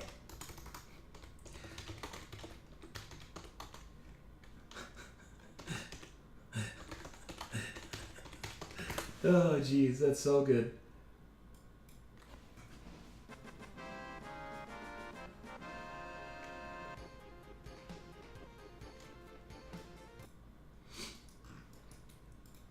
The trapped one is defeated, as Tilt stands over the top of him, breathing heavily, the crystal shattered all around.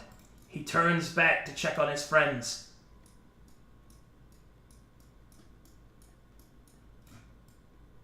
He checks Clyde and he checks Valerie. It seems that they are both still breathing. He lifts them up, his strength still holding, and moves with them towards the exit.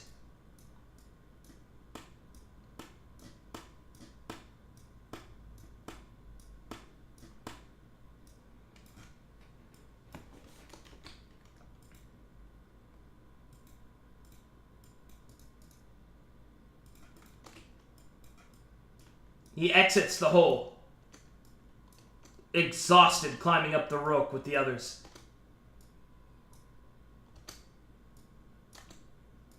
And moves towards the camp.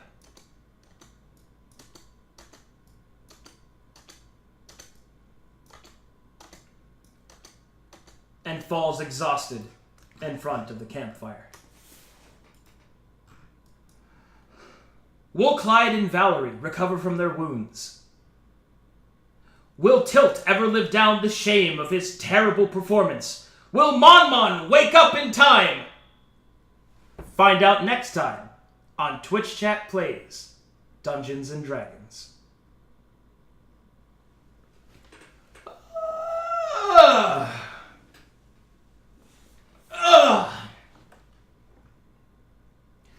Man, that was a good time, chat. That was some good stuff. Oh man, adding the rolls in makes it a lot more exciting. So I'm glad we got to that point of the game. Oh, jeez. Okay, so as is customary, I will check the end. I will check all of the subs that we got today.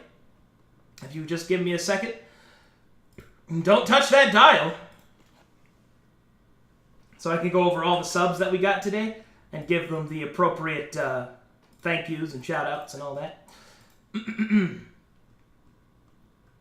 Okay. Big Boss in the Sauce, thank you for subbing so much. Seamus _ Gloryfist, thank you for subbing. Chrono Rick, thank you so much for subbing.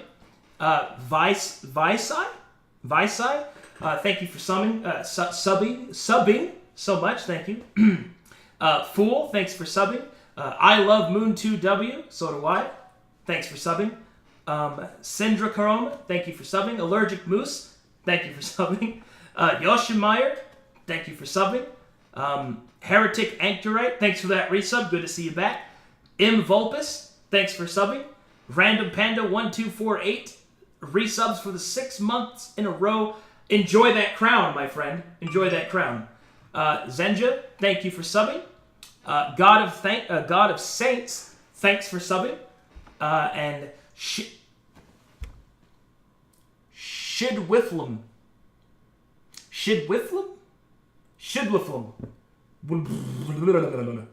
SHDWFLN. Shidwiflum. I'm going to go with that. I had to turn off my alert box because it was broken, and it keeps breaking for some reason, so I have no idea what's going on there. I may have to change my sub alert. Oh yeah, it is 50% off this month, isn't it? For subs. That is right. Oh, Sarcastic Viper. Thank you so much for subbing.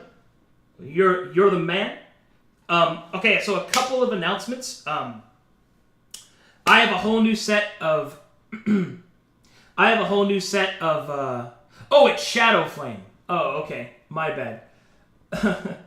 Shadowflame. Let me go ahead and go over a couple of things for the announcements. I've got a couple of emotes on the way. A couple of brand new emotes. I actually got permission from Moon. One of them will be Azalon. I can't decide if it's going to be Glory Brain or Glory Smug.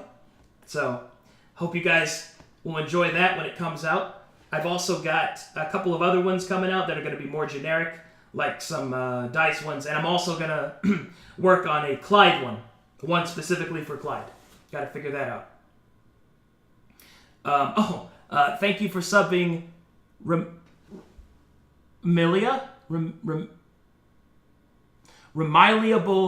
Milia. That's all over the place. Thank you for subbing Cheesy Delight. You guys are awesome. But yeah, so I've got that coming. I've got one for Clyde. I've got all that. I'll be doing some different updates. I think I'm going to change things around a little bit. I'm going to make a character sheet for each of the different characters, and I'm going to have that like available for chat to see. So that way you can, you guys can review their abilities, their strengths, their weaknesses, and stuff like that. I know it's a little unfair when you don't know what a spell does, and I did think about that, but I just ran out of time. That won't be like that next time, I promise you. So that's going to be good. Let's see, I'm also going to have, like, this is how you play, and I'm going to have, like, a how to play thing and all that set up. I'm also going to hire some artists to actually draw the characters for me, so I don't have to shamelessly rip things from the internet, because, I don't want to do that. Oh, so Shmooby, thank you for subbing. And Uber Nubis, thank you so much for subbing. Man, I'm getting a lot of subs right now. What are we at right now? What is this sub train? What is this? What is this sub train?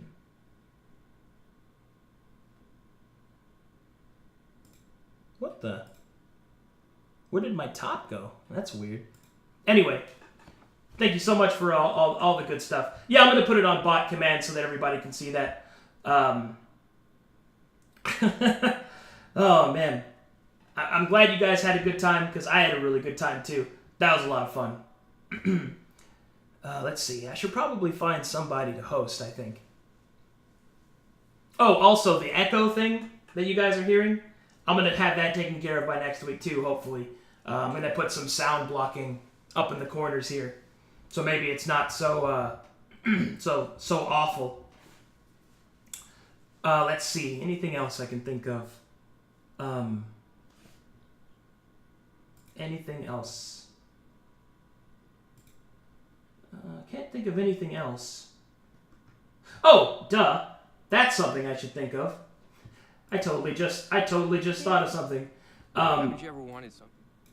I would like to tell everybody that this Thursday, me and Stir, that's right, the Stir, are going to do a 24-hour Divinity 2 stream. So if you guys are into that sort of thing and want to watch that stuff, boom. There you go. And if you really, really like what you saw today and you want to see more, more D&D streams, then please feel free to subscribe, because once I reach 450, then I'll be able to actually put aside the time and make a second game. And it'll be another Twitch Chat Plays D&D game. And it'll be fantastic, and everyone will like it. And everybody will think I'm cool, and no one will hate me. Or something. Yeah. The Thursday stream should start at like noonish. Somewhere in there. Alright, so thank you so much, guys. I think I'm going to throw a host on these other D&D players. It looks like they're playing a Dragon Age RPG story, so if you guys will do me a favor, especially those of you from Moon Moons and stuff, and my own chat, and I guess both of them together. Anyway, go there and give them some support, give them some glory fists, and tell them that they're cool people. Thank you so much for watching. I'm glad you guys showed up, and thank you so much. Until next time.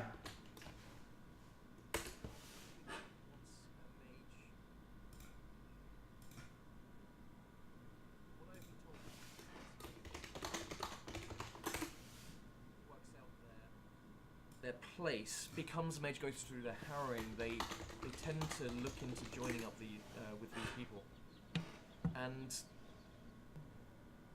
there is one group who you may get on well with. They are the actually I don't remember the names of all of them off the top of my head. You would be best speaking to the head mage in your circle, but yes, no, this, you speak very wisely, Effie. Only when I remember to stop and think. My trouble is I forget to stop and think and I ramble. That's when I get into trouble. But my father taught me quite well when I was young. I think he had great aspirations for me. Yes. That didn't pan out. For obvious reasons. Well, there's still politics you can get into in the circle. I don't know. I hear about mages working with nobles, or I hear about mages doing a variety of other things. Oh, Maker. I thought the only good thing that came out of being a mage was getting away from the politics. I just want to help people. Well, if you don't like it, you don't like it. But if you just want to help people, then I'm sure you can find a way to do that.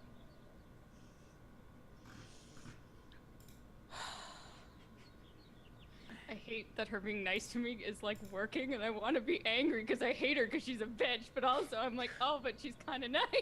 Just... Making me more angry. Just because she doesn't want murderers following this weird tradition doesn't mean that she's nice, and it doesn't mean that you should trust her. Okay, just like straight